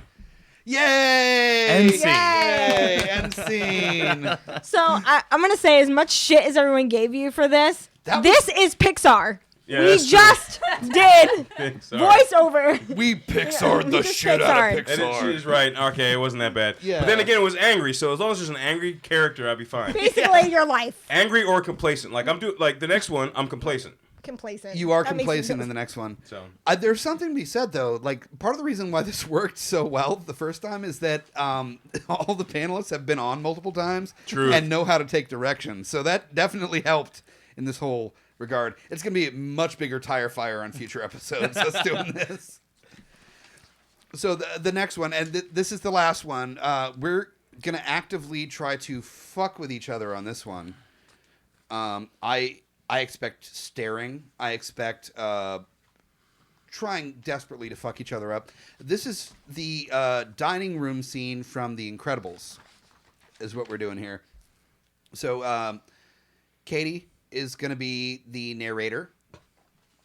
I'm Okay. Dash. Helen is Rachel. Bob is Lowdown. Violet is Hunter. Yeah, like whatever. And is that it? Is that all? There's a Frozone, so. Is there a Frozone? Well, I don't know if we'll get Yeah, I to don't Frozone. know. No, we don't have Yeah, Frozone we're yet. not going to get to All right. Frozone. I All can right. do that one because All right. Why so would here you we do go. that And one? So I'm half black. Maybe half You're Frozo. half Samuel L. Jackson. I'm what half you say. Samuel Jackson. Motherfucker. Yeah, Dude. if for some reason we get to Frozone, Steven, you're the black man. If you want to just do the Stam L thing. I'm claiming then- that for anything going forward. If there's a black dude, I'm Like, any black man character, in. I don't give a fuck. half white man playing a black man. True. Half black man playing a black man. What? All right, and here we go. All right. Normal voice, right? Normal voice is Okay. fine. Yeah. Helen spoots baby food into the mouth of Jack Jack, most of which Jack Jack squeezes back out onto his chin. Where it is adeptly caught by Helen's spoon and reintroduced into baby's mouth. Mom, you're making weird faces again. No, I'm not. You make weird faces, honey. Do you have to read at the table? Yeah. Helen sighs. She turns her attention to Dash, who is wrestling with an uncut slab of steak. Smaller bites, Dash. Bob, could you help the carnivore with his meat? Ugh. Bob sighs. Puts down the paper, grabs a knife and fork, reaches over to Dash's plate, and begins to cut his meat. Oh yeah. Dash, do you have something that you want to tell your father about school? Well, we dissected a frog. Dash got sent to the office again. Oh, I don't have another one. Cutting, not listening. Good. Good. No, Bob, that's bad. What? Dash got sent to the office again. What for? Did you just go like, what the fuck was that? It made you break your shit, so how about you keep moving forward? Okay, all right. Oh, Nothing. Yeah, that's what you get. okay. He put a tack on the teacher's chair during class. Nobody saw me. You could basically see me on the tape. Barely, asshole. Barely. Holy shit! They caught you on tape and you still got away with it? Whoa. Okay, I'm done. I can't. You must have been booking. How fast do you think you were? Bob, you're not encouraging this. I'm not encouraging. I'm just asking how fast he was. Honey! A loud crack is heard. Bob stops cutting, realizing that he sawed right through the table with his dinner knife. Oh, great. First the car, and now I gotta pay to fix the table. The car? What happened to the car? Bob rises, gives Dash his plate of food, and exits into the kitchen. And exits. I'm getting a new plate. What about you, Vi? How was school? Nothing to report. You've hardly touched your food. I'm not hungry for meatloaf. Well, it's leftover night. Would you like steak? Pasta? What are you hungry for?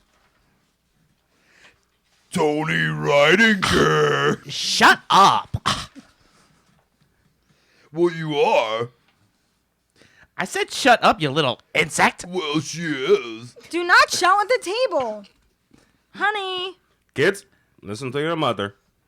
Dash and Violet swap glares, all resume eating.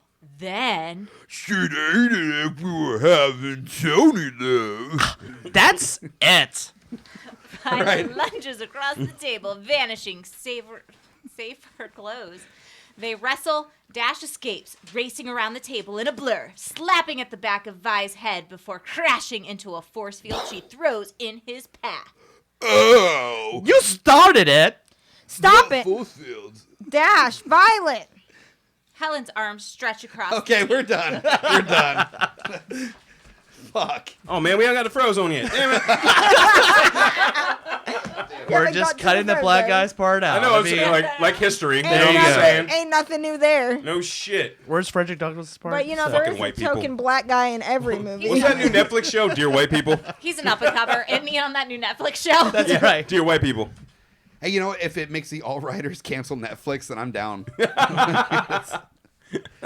But yeah, and anybody listening or watching, please let us know what you think of this new Making a Drunken Scene segment. If you like it, please let us know. If you hate it, please let us know as well. hate it.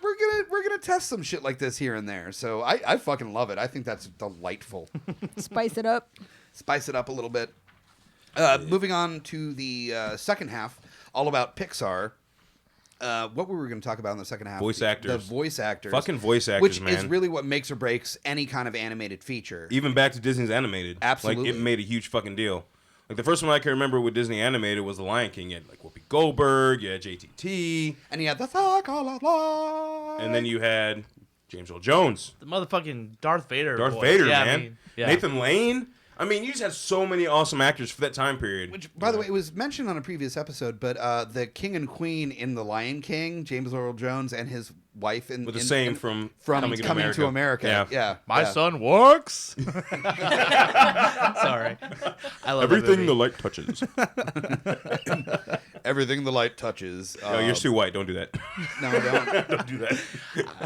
I can get away with Coming to America, but you can't get away with Lion King. Nope. so. Don't fuck with Lion King. Nope. Everything the light. I can't. You do can't. it. Exactly. No, I can't do it. Too Swedish. Too Swedish. I'm too Swedish to play an African king. Are you kidding me? Yeah, no shit. Happy New Year! No, I was about to do that, say Happy New Year, and I realized how racist it would sound if I did it. So, like, just backing away, Okay. slowly, All right. slowly backing away. But oh shit! But who are some of Hasta your wa favorite- my Sorry. Which is in town this week. We just saw it Thursday. By the way, How was it? That was Holy yesterday, by the fucking way. shit! Holy shit! Change Great. your life, bro. Change It's your life. fucking hilarious. I couldn't take out a loan to go see it. I'm Yeah, sorry. a Groupon, dude, it was $40 a ticket. It was. Wait. It was $5 more than Disney on Ice. That's all I'm Right? saying. I'm just saying. Thanks, honey. $40 a ticket. Oh, fuck off! You could have Groupon that shit too. I got you next I was gonna time. say, my phone still works. Like, text letting me know that. Yeah, no, it's cool. Mike's phone doesn't work, but mine does. My phone does not work. My phone is dead as a But no, fucking doornail. it's fucking hysterical. I literally laughed pretty much for 2 straight hours. You Well, guys I heard, mean, was like, it was all you. It was all your humor. It was everything you love about South Park, but in a musical about Mormons, and that's pretty much what you get. It's fucking beautiful. Sign me the fuck up. Do they have definitely. a thing where like the episode, they're like dum dum dum dum dum? No. All right. But they do have a lot of references to fucking babies. Okay. Yeah, that's always it. It was good. the perfect mix of chaos and vulgarity and like classic Broadway. Yeah, because like, the dance numbers, Oh my gosh. everything was just so well, They like super. it was Yeah, it was. no, and there was a lot of that. It was awesome. Thanks Jazz- for jazz hands? asking. They had jazz hands a couple Jazz times. hands. Because Couple they're times. Mormons, so and there was a lot of like the arm swings and shit. You know? So good. Fucking good. So good. Yeah. Anyway, sorry. But back to Don't Pixar. bring Back your to grandma. Pixar. Back to Pixar. No. So voice actors. I mean, the first Pixar was Tim Allen when he was still relevant, and Tom Hanks, who will always be relevant. So he needs to do Coke again to be relevant, right? Because he was on Coke when he was doing Toy Story. So Was he still on Coke in Toy Story? I know that was he 95, dude. He had doing that. Coke. He had that sweet home improvement money. Yeah, that's right. It's pre Santa Claus. Yeah. Oh, So, yeah. nice. That's when he got clean. Actually, that's Yeah. post Santa Claus. Wait, Santa Claus came out when? 94. No shit. Yep. Really? Yep. Oh, So he's wow. way into the coke. He's just like head deep. He's like fucking Tony Montana. Honestly, he probably recorded his stuff a while ago, with as long as it took them to do animation. So That's true. Yeah, That's so, true. It's not like now so where he it's was like probably like half coke, half not. Like It one made day him a better on, one day cowboy. off. slow days. It was just like a Depended on the day. But I was gonna say, just going with voice actors, I'm actually gonna take a turn and go with the villains, because I think two Pixar movies where they had the perfect villain voice was Jason Lee. Jason Lee. Because Yeah. to a point where there's a little a little Kevin Smith reference when he's trying to remember his name at the beginning. He's like Brody, and pretty much from there. He said, yeah. That's what he said, yeah. And then the other one I'd say is the Boosh, Steve Buscemi, like Yeah. in Oh, Monsters yeah. Inc. Yes. Perfect fucking villain voice. Speaking of Monsters Inc., though, I mean, I'm sorry, between those two, Sully and Mike, you got John Goodman and Billy Crystal. Yeah. Come on, man. Like, Yeah. It's like the straight man, and then like it Yeah. was perfect. Yeah. I mean, but like I couldn't, the way that they wrote those characters, those voice actors were perfect for that. Like, John Goodman is Sully. Come on. Like, you know. And what we were talking about before, like with the Lion King, setting up the Lion King for the live action, it's all about the voices. Yes. And I feel like the partnership that you get with certain characters, how they interact with one another, is going to really make the film.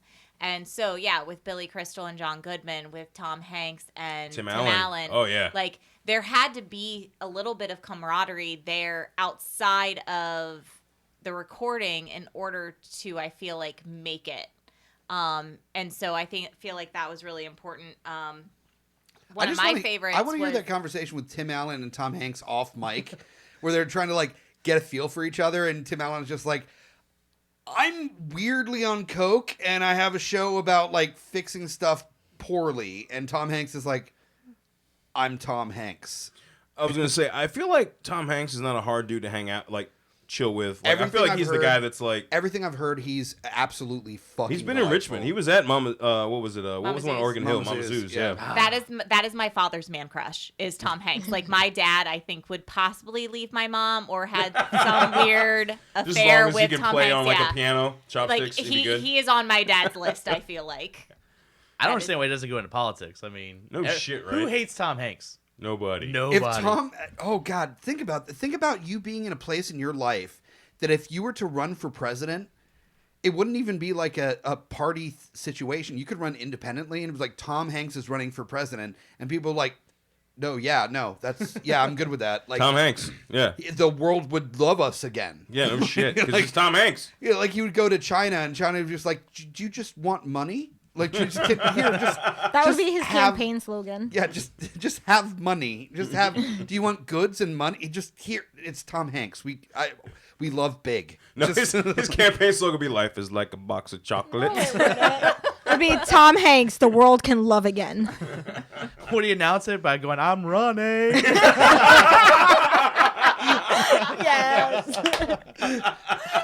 I could see the baits is like, what are you going to do about like supporting the vets? Is like, well, I played a vet in Forrest Gump, so I understand their plight. And when he wins, he'll just be like, I wore my running shoes. No, that would be his fucking tagline on the trailer. Is just like, I'm wearing my running shoes. Where he got on the bus to go to different places to do town hall. No, it can kind of go negative though, because when something bad happens, he's like, it happens. Like what? Shit. Shit happens. At this point, I want to take that as a sign. Yeah, no shit, right? And if he lost, he would just go up to the mic and be like, "Dear Lord, make me a bird so I can fly far, far, far away from here."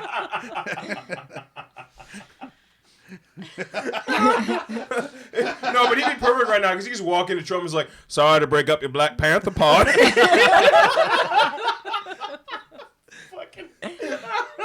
He'd have the women's votes. He'd be like, Jenny. Peas and carrots. Trump has had 3 wives. This retarded motherfucker for 30 years chased after the same chick. That's right. Dedication. Who had AIDS and then died. Yeah. Whoa. And he still didn't get with somebody afterwards. He just stood by her memory the entire time. That's dedication. That's the dedication he's going to bring to the United fucking States of America. Woo! Mic drop. Then he has another war vet. You know, you got to have Captain Dan as the vice president. You know what I'm saying? You got to have some Gary Sinise. I would Gary Sinise of VP. No yeah, shit, absolutely. Right? He's the guy in the background. Motherfucker. By the time he runs, he'd have robot legs. I mean, who wouldn't they used to make the space shuttle. He would race Gary Johnson up Everest with his robot legs. Okay. Yeah. Okay. All right. But back to Pixar.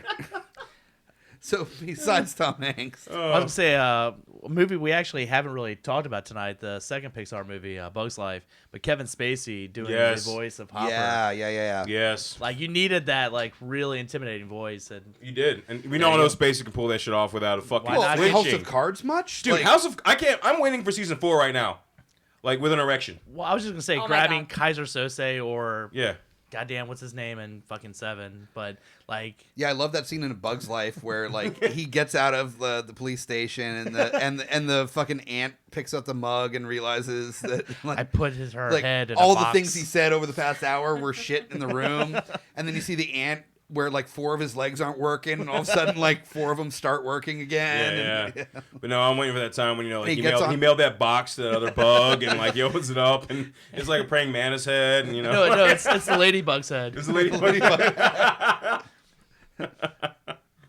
Oh, Kevin Spacey. What's in the leaf? What's in the leaf?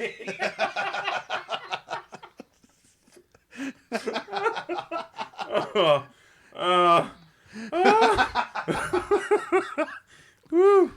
Yeah.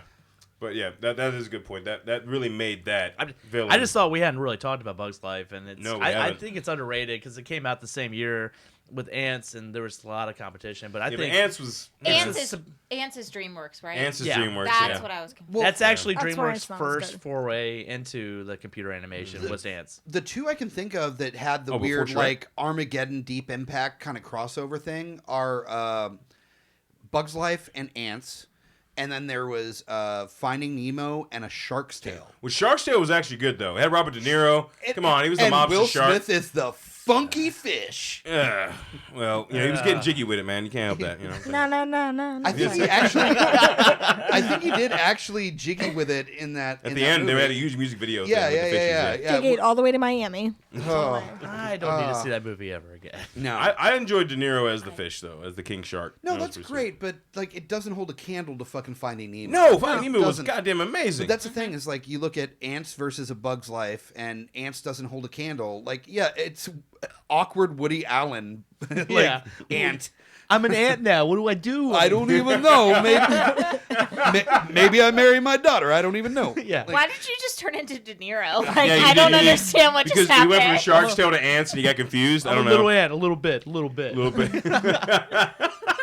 Something you might know about me, if I try for one impression, I end up in a totally different impression. It's like Sliders, but with impressions, where I'm just alternate. So equally bad because Sliders was bad. Fuck off, kill yourself. Sliders was bad, dude. I I have the first 2 seasons on the DVD. On the DVD. I do. Like, that's a top-notch shit right now. On the DVD. The DVD. The DVD. It was that good, but it wasn't that good, honey. Ah! Baby, you should see the set that I have. It's like clear and there's like foam so that they're all stacked and they look all futury. It's sliders. Yes. All right, whatever. Anyway, Back to Pixar. back to Pixar and voice actors. And where am I going to sleep tonight? Really? That's the breaking point. That is the breaking The sliders. point. Sliders is your breaking point. We've been through so much together. Steps. And I mentioned that I like sliders, and you're like, I'm done. That was just a cherry on top. You know what I'm saying? It was just like escalating. She's going to call one of her girlfriends at 2 in the morning and say, he said he loves sliders. He owns them on the DVD. Oh, the DVD. And he said the DVD. Not only that, but he has a clear box set. Right? It's a special edition It's box a set. special Oh, edition. fuck off. It's sliders, dude. So can you guys? It's see right that next to tonight? I got you, my girl. box set of The Adventures of Briscoe County Jr. That's fun, though. That's super fun. That's super fun. Yeah. Is this a mid-90s podcast? No, I know. TV show No, podcast? Pixar. Like, Pixar. Back to Pixar. are we talking about Frasier, or when are we getting into that? No, we stuff? could, though. We do need to have a Frasier episode. I will say kind of newer to, because I feel like we're hitting on a lot of the classic Pixar movies. I love Bill Hader and I love Amy Yes. Poehler and Yes. Inside Out. I just love that movie because, again, it's one of those movies that affects you in such a big way where it is a kid's movie, but as an adult, you can relate to it so much because it's still all of these emotions that are going on inside of you, and you can definitely pick apart situations in your life where you're like, oh yeah, I know that time, and I know that time, and I know that time.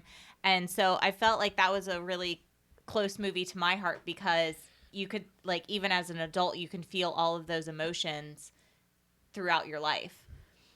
But Amy Poehler, it's fucking Amy Poehler. It's I Amy love her. fucking Poehler. I fucking love this woman to death, and she is just, she's amazing, and she's amazing in that movie. It's like a perfect role for her. Mm-hmm. Yeah. I just want to say, the way that we were talking about, not only does the voice actor have to emulate the character and the character emulate the voice actor, and they need to be connected in a way that it's believable, but the relationship between the characters and then the relationship between the voice actors and how it's almost like 4 people that are connected, because the voice actors have to have a great relationship with the other, and that chemistry that we kind of talked about, and then the character chemistry and how it's all kind of how related and created is pretty amazing. The one role that I got to give it up a lot to, because it's such a hard character, and they created 2 movies with this character, where the character itself is abrasive on how much work all the other characters have to put in to be around this character. But because the voice actor is so fucking lovable, you are in for the ride, which is Ellen DeGeneres as Dory. Think of being around somebody that forgets shit after 20 seconds. How much of a nightmare it would be. That's why the movie was unnecessary. But you look at Finding Nemo. Found a hater. It's amazing. Let's go for the first one. You look at Finding Nemo, and it becomes adorable because just like Ellen is, Dory is upbeat, is positive, is forward thinking, and is always trying to look for a solution. You root for Dory the entire time during that movie, and even with the sequel. And I know we have a difference of opinion on the sequel, but you root for her the entire time. And No, I didn't. and though you get frustrated because she forgets stuff that's so easy, you still get it. And it's I really respect the fact that I think they chose the correct person to voice the fish to make it work. And I was super tired, but I fell asleep during Finding Dory. Oh, that also was boring. But That too, God, you hate it. I didn't like it. I love Finding Nemo, Mm-hmm. and I love Dory's character, and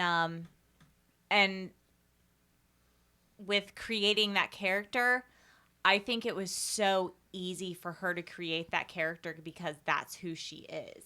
Because she is this person that just loves everybody and is just so easygoing. And then forgets them the minute they're off their show. You know shit, right? Yeah, Though she's like, oh hey, all right, let's check. Yeah. I surprised you with a guy in a box. Okay, now you can fuck off. But it's not that. It's just the fact that she finds the goodness in all people, and I think that was easy for her to do. The gooditude. The gooditude. Yeah. The greatness in all people. The bigly greatness. Because I feel like that was what was easy for her to do, is like they knew that this character was perfect for her because that's what she does automatically in her life right now. And so I do love that character because that's who she is in real life. I hate to side with Lowdown here, but I felt like, honestly, some black? No. Okay. But I felt like Finding Dory was kind of a retread Really? of... Really? Did you just pull Ray's card here? It's funny though. It's also just not going to pass here at all. Yeah, whatever. It's Yeah. fine. But I kind of felt like Finding Dory was kind of a retread of Finding Nemo, and I mean, like, I watched the first one. I don't need... It was too similar, So in you're my saying opinion. it was the Hangover 2 of animated movies? That is on Pretty the much. fucking nose, man. It just Yeah. there were so Exactly. many beats that just kind of followed the first movie, and Even down to the that's where Stoner Turtle, man. Well, that's where the Jesus Toy Story Christ. movies I think have excelled, where they don't follow the same. They Nope. have a whole new story. They introduce new characters, and you're just kind of more interested in it than the kind of retread of another story you've read or watched. I don't feel like Finding Dory was necessarily a sequel to Finding Nemo, though. I mean, it had characters in it, I mean, it was but I technically felt a like sequel, it was but- Yeah, it technically a was. sequel, but I don't think. I mean, there were definitely new characters introduced into it, but I don't think it was following along the same storyline as Finding Nemo. I don't feel like, because it wasn't the story of Marlin and Nemo. Marlin and Nemo had no if they were there or not, it wouldn't have changed the story at all. But it also is a sequel because... It's okay. Go ahead. Okay. This is my life. God, you're such an asshole. Go ahead. No shit. Go ahead. You're the man, right? Go ahead. Oh, at least she recognizes it. So, but by I feel awkward. introducing us, we would have been introduced to Dory if it wasn't for Finding Nemo. So, kind of by proxy, it is a sequel based off that. We wouldn't give a shit you about can go Dory. into Kevin Smith territory on that, and it's like, well, if ipso facto, if there wasn't Clerks, then And I agree with that shit too. At that point, it's not a sequel, though. It's a spinoff.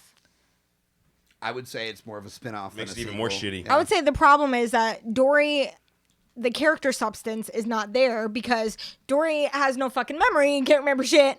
So you don't know really anything about her. And I think that them trying to find the journey of her and like how she was where Nemo was at the same time, I don't think it was enough. And I think that was the problem, is there wasn't enough character substance for them to really create anything besides her trying to find where she came from. And it was boring. I think what I definitely appreciate from this, and there's two parts of why I appreciate this. One is that my mom used to be a director of special ed in education as an educator, and my current girlfriend is a special educator as well. Oh, so we don't try to date our moms. Anyway.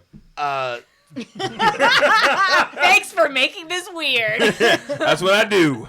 And Lowdown should kill himself. Nah, I'll kill you first. But basically, this is one of the first times that I've seen a major character, animated or otherwise, that has developmental issues or any kind of like different needs as a normal person.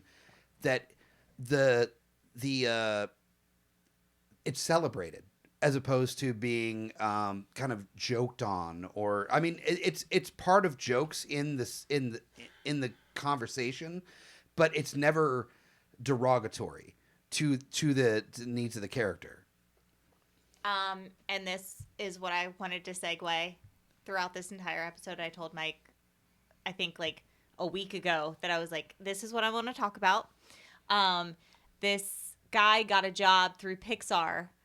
Oh my God. For doing this animation. I think it was like a 5-minute animation of this mom who's bought this dog for this kid who's playing video games, and he brushes off the dog, and you see that the dog only has 3 legs, and you think this kid is a complete asshole for brushing off this dog who only has 3 legs, and then you realize that then it goes where the kid slowly starts playing with the dog a little bit and starts warming up to it, and then they decide to go outside together, and then you realize that the kid only has 1 leg.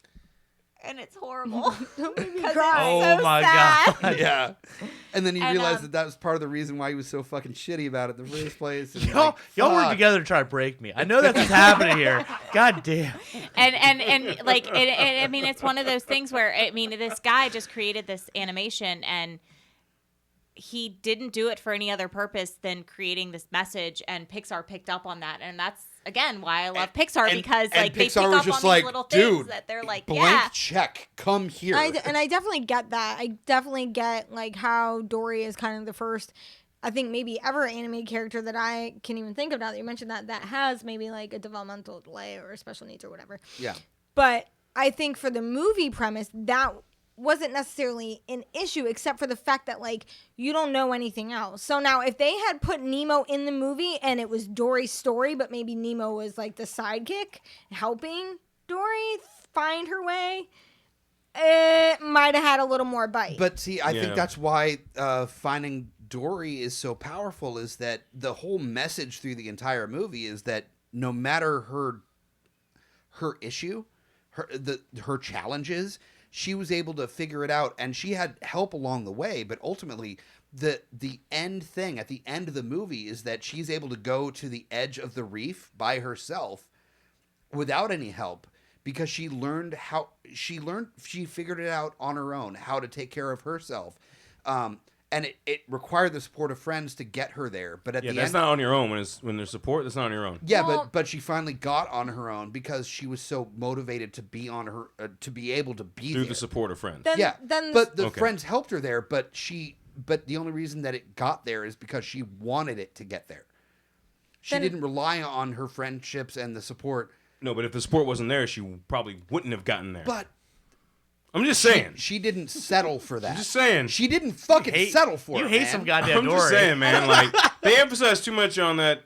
You know, I get that friend support is a big deal, especially when your heart's set on something and having a support structure underneath. She didn't want to be a burden to her friends.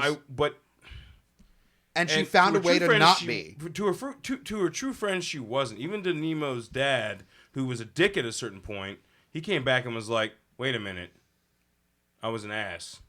You know what I'm saying? Absolutely agreed. But at the end of the day, she understands that her issue changes how people live. They have to take care of her first before dealing with their own lives. With the introduction of her not being able to go on the field trip at the beginning of the movie because he's just too busy with the other kids and everything. It shows the progression that she learns how to properly handle her disability by the end of the movie and is able to be on her own without people having to take care of her. And people help her along the way, but ultimately they're helping her to get to a point where they don't have to anymore. Mm-hmm. And that's a strong fucking message. And one that isn't spoken of in cartoons very much, never mind live action. I'm going to go off on a completely different tangent. Go for it. Go. Okay. So I follow somebody on Facebook. It's called Special Books for Special Kids. And it was actually an exceptional ed teacher who would sit with his kids each day. And with all of his kids, he would spend a time and tell each child how he thought they were amazing, how he loved them, and how he thought they were special. And I recently reposted a video of one because now he goes around the country and finds people to talk to. And I recently reposted one that in the recent developments of the educational system, I reposted one because it gives me hope of the love and the acceptance that young kids find in children with special needs. And it's this little boy that there was a little girl in his class that has Down syndrome, and She will sometimes be standoffish. She'll sometimes hit, and yet he accepts her and he loves her, and he came home like when he was in her, like when she was introduced into his class, saying that, you know, this is my new friend. And it's those types of situations that with Dory, like, I can understand film wise, yes, Finding Dory probably wasn't the best decision because there wasn't enough of a character background for it. But as a spin-off type of situation, if this had been an original movie, it may not have been the best movie, but it did create kind of a character for her. I don't think it would have been a good independent movie because you wouldn't have had enough character development in it, and it was a very long and drawn-out movie from what I understand. I don't know how they put an hour and 47 minutes. No shit. With all of the shit that happened that Mike told me about. Like, Yeah, because you fell asleep halfway yeah, through. I fell asleep halfway I through. don't blame her. It wasn't... I get up at 5 o'clock in the morning. Like, I fell asleep. It kind of reminds me. If a movie really enticed you, you stay away for it. I know. I've been up 24 hours and watched the whole movie, so it definitely has to do with the content. It kind of reminded me as like a Escape from New York, Escape from LA thing, where it's like, yes, it just kept happening over the same stuff. Like, Yeah, exactly. I mean, the message was super positive. I think we can all agree that No, the message was positive. Yeah, absolutely. that I've someone never- that has, you know, a disability can Do whatever they want to. overcome if whatever they- the hell's Yes. going on and make it They happen. can rise up. And I never disagree with that message, but the movie is up. I think So- you did. I think you're a terrible human being, and you don't like anybody that's different from you. And I care what you think. Anyway. And they may not be able to do it on their own, but Right. it's the support that they have that makes it all possible. Yeah, absolutely. Yes, okay. That's a better way of putting it than I did. Because you suck. Yeah. Hunter. One last voice that I hadn't thought about that actually surprised the shit out of me when I found out they were doing a voice of a Pixar character was Patton Oswalt. Dude, Ratatouille. Ratatouille, Come on, man. which we have not Ratatouille. talked about. Ratatouille's But on my pretty list. much my favorite comedian doing the voice of Agreed. a Pixar character. And he uses it in a stand-up, talks about after doing that how he has to be careful around what he says and stuff because he's a Pixar character now. But like, just shocked the shit out of me to find out that Patton Oswalt was doing a Good character. call, man. So yeah, I good. didn't Yeah. even think about that. I loved Ratatouille. I knew there was one Pixar movie we were missing. I just couldn't It was think of what it Ratatouille, was. yeah. Yeah, And Ratatouille. Ratatouille is such an amazing movie, and I like that it's not based I like that it's not based, or like Brave is not based, but that was the first one that really wasn't based around like the American culture. Mm-hmm. I felt like that was, I think, the first one Yeah, that I think really so. wasn't. I think you're right. Yeah. And it was definitely a different concept where they were introducing animals more that talked and things like that. Yeah. So It also had Brad Bird as the director from Incredibles. Now, so Yeah. we've got not that much time left, so, so I want to get Dark into Times. the dark times. Dark yeah, Times. We Can got I- to go into dark times. I want to start off strong, and I'm going to go into the recent Pixar short film Borrowed Time. It's that Western. I have not seen it. You have fucking failed, sir. Okay? he just saw Toy Story 2 and 3. Yeah, I was gonna Again, say, so see the I'm features. crying. My heart is. I don't blame you. I blame him. That's, All of it is him. So That's it basically incredibly it true.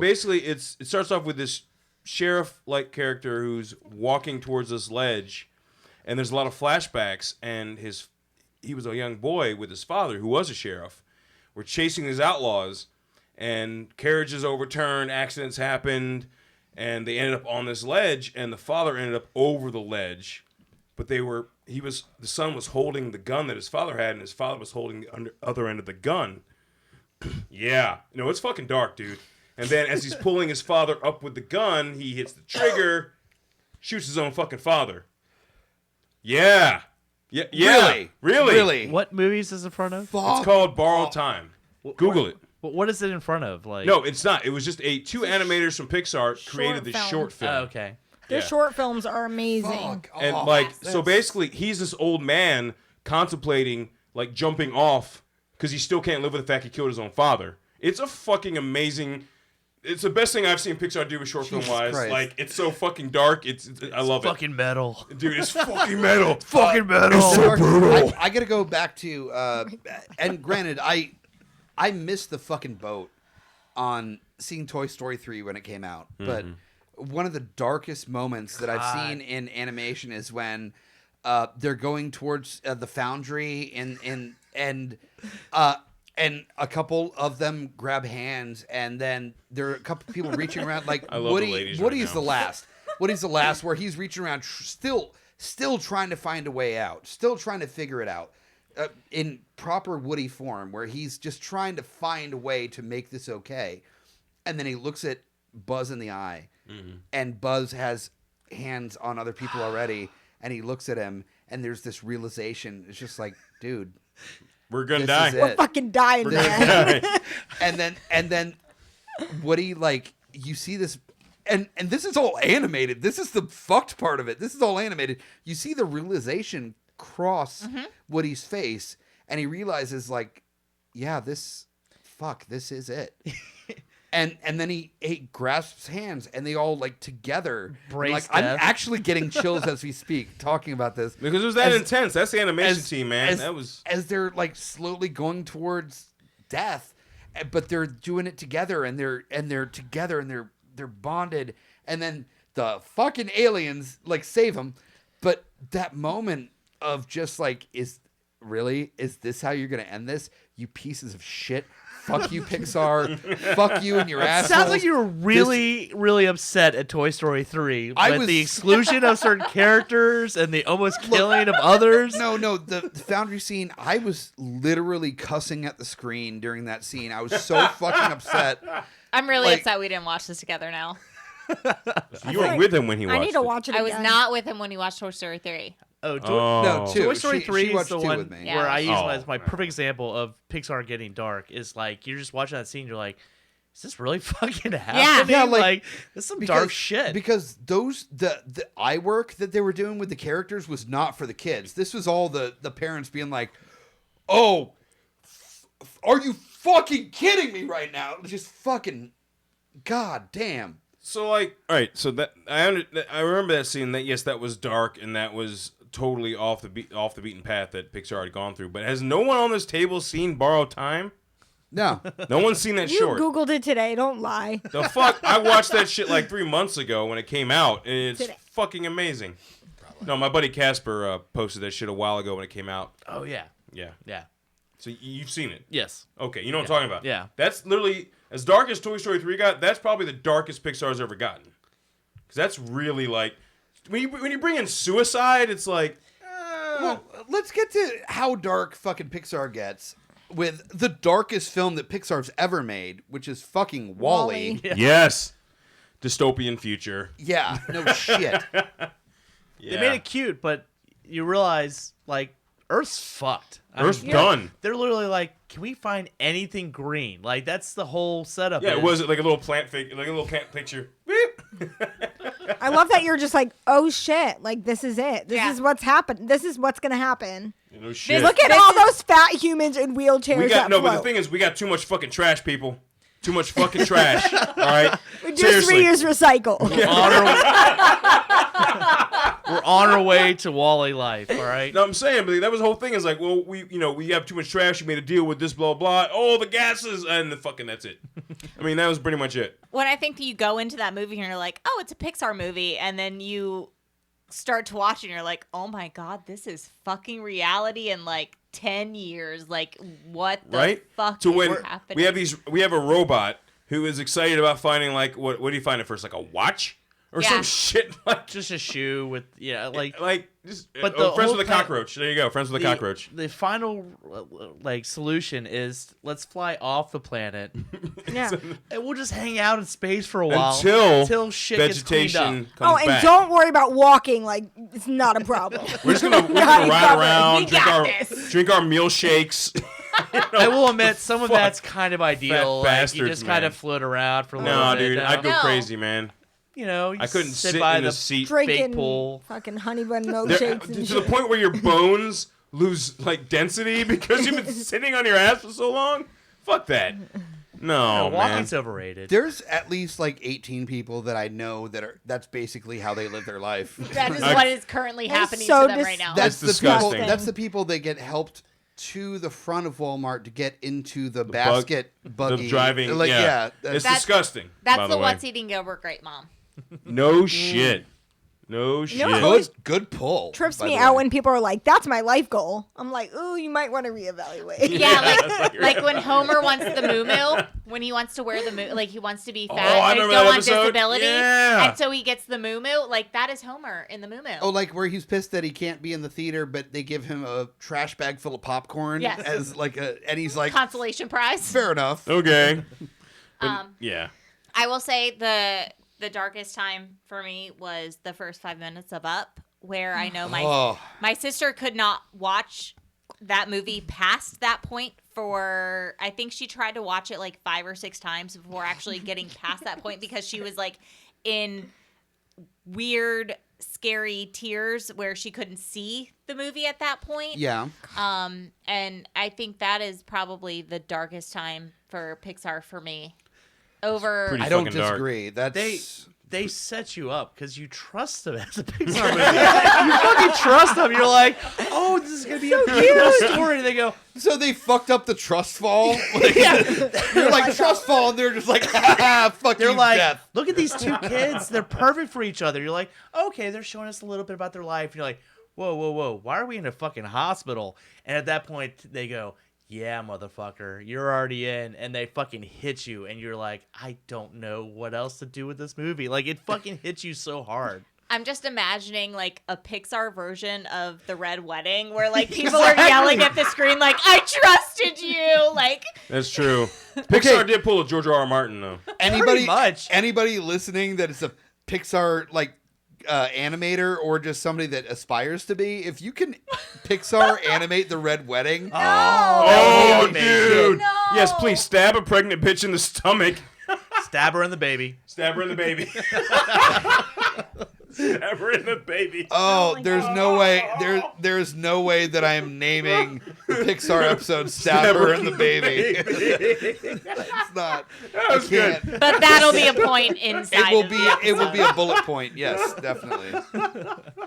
I would say about Up and that whole thing is I just remember watching it and I'm like, of course I'm crying. What's new? And I'm crying and I'm like, is this the end of the movie? Like, what did they just do? Like, I was like so confused. And like, I'm like crying and confused. And I'm like, is it over? Like, where the fuck are they going to go from here? Like, where do you go from that? More like, awesomeness. Then they go back up. And Yeah. finish the story. Yeah. But yeah, doing it backwards, man. There's a theory with Up that that the night before he's supposed to go to the home, after all that shit goes down, he died in his sleep. It's a dream. And the rest of it is a dream of him, where the Asian kid is like his angel that's guiding him towards his wife in the afterlife. Are there some theories with Andy's mom too? with Andy's Pixar? mom. This is the one that I fucking love. That Andy's mom is Emily, which is Jesse's original owner. That she's so broken up about in Toy Story 2. Emily is Andy's mom, and that's why she got him a Woody in the first place, is because it was reminiscent. And if you look at the first Toy Story, the hat that Andy is wearing is actually Jesse's hat in the first Toy Story movie. Which is the hat that Emily was wearing in the flashbacks in Toy Story 2. Yeah. What? Yeah. What? Yeah. Mind blown. Yeah. So this is the thing with Pixar, is that they're so good at like Easter egging the shit out The of stuff. universe is fucking amazing.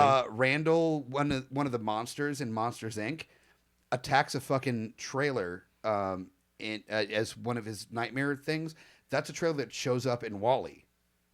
It's you see the abandoned trailer, and like the car that's sitting next to the trailer is there in WALL-E.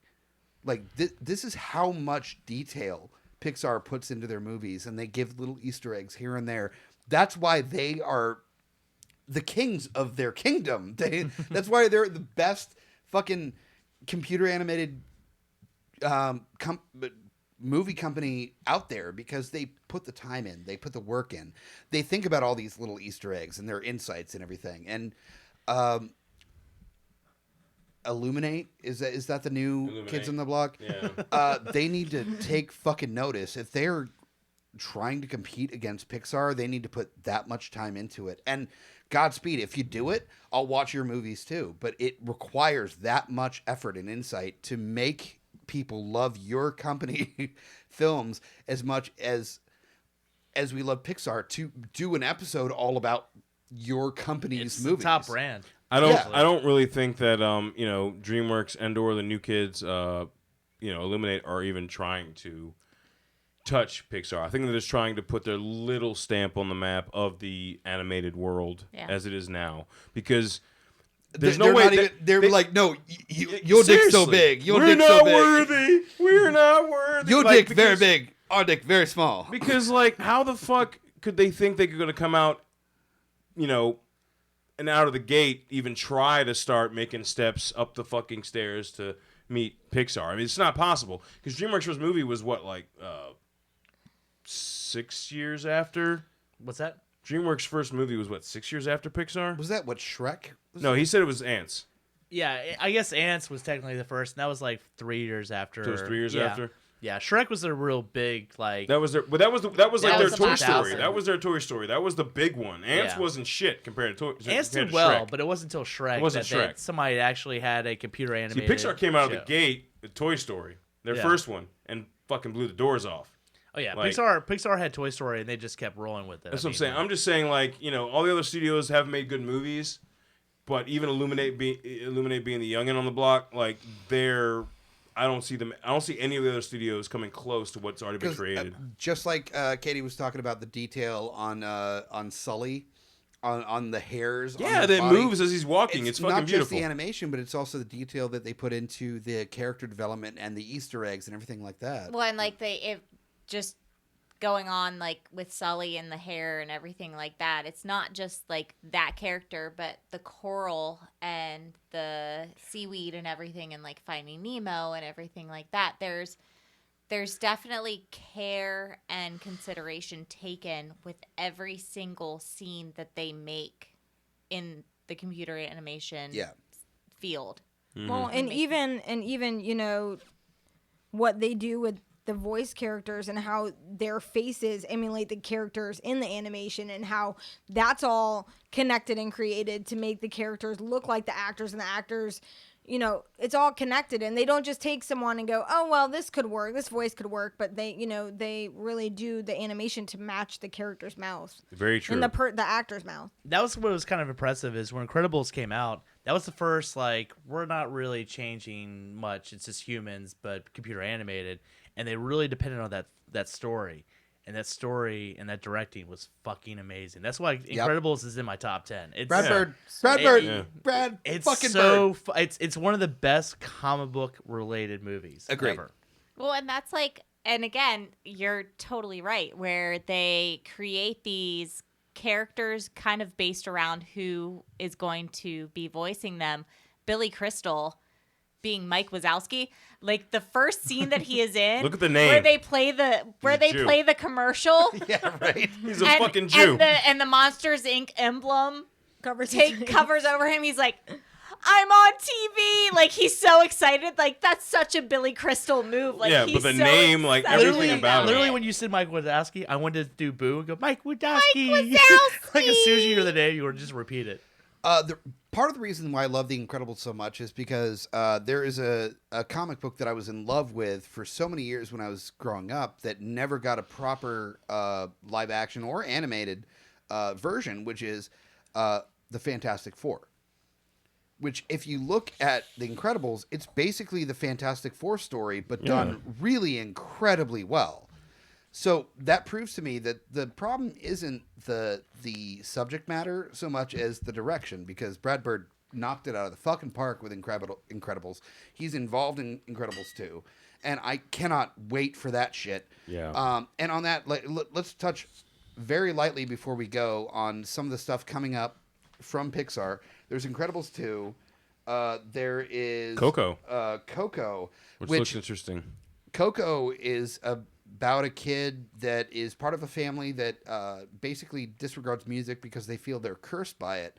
And through a series of cartoony hijinks, ends up in the world of the dead, Dia de los Muertos style. So there's going to be sugar skulls. There's going to be lots of dancing, lots of fucking mariachi Dumb shit. Pixar style.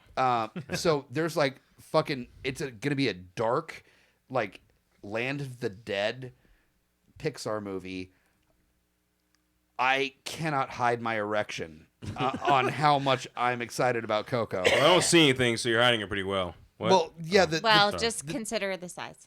Oh! I was waiting for that. Oh! I set myself up for that one. Yeah, I've you been waiting did. as well. Oh, damn, man. Yeah.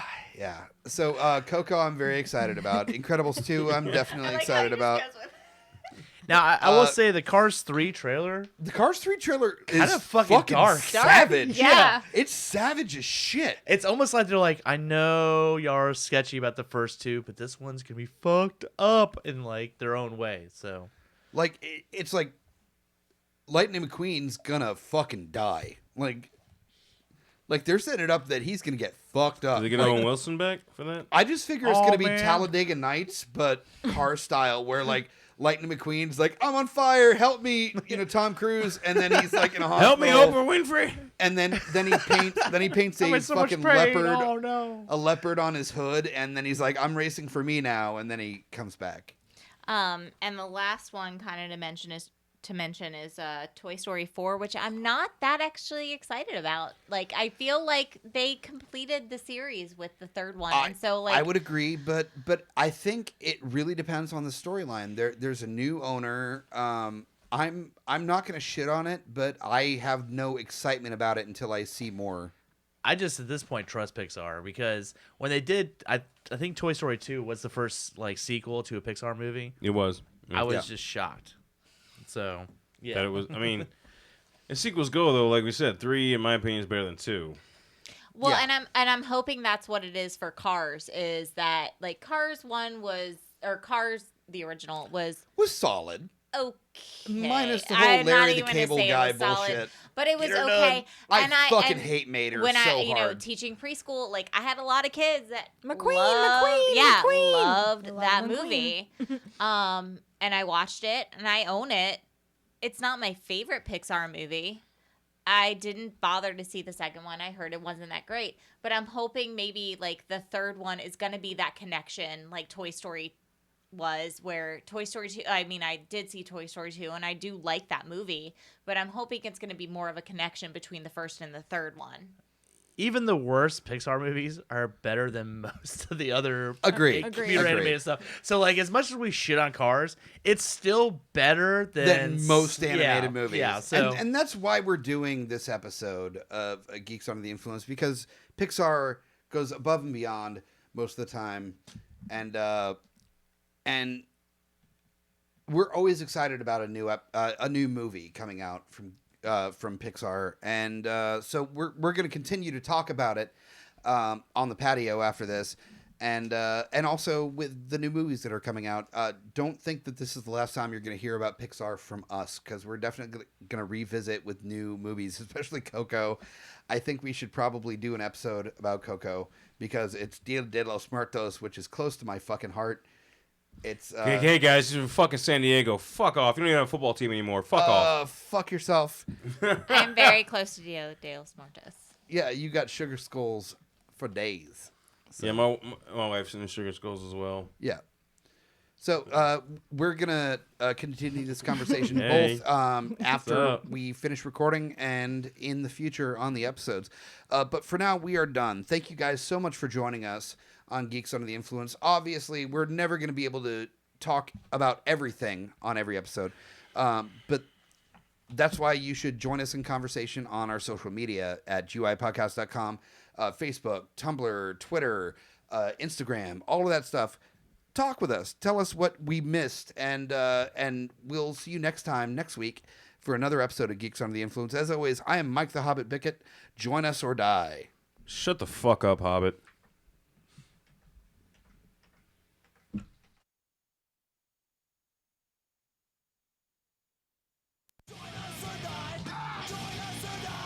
Swallow your soul. Economic gun, this is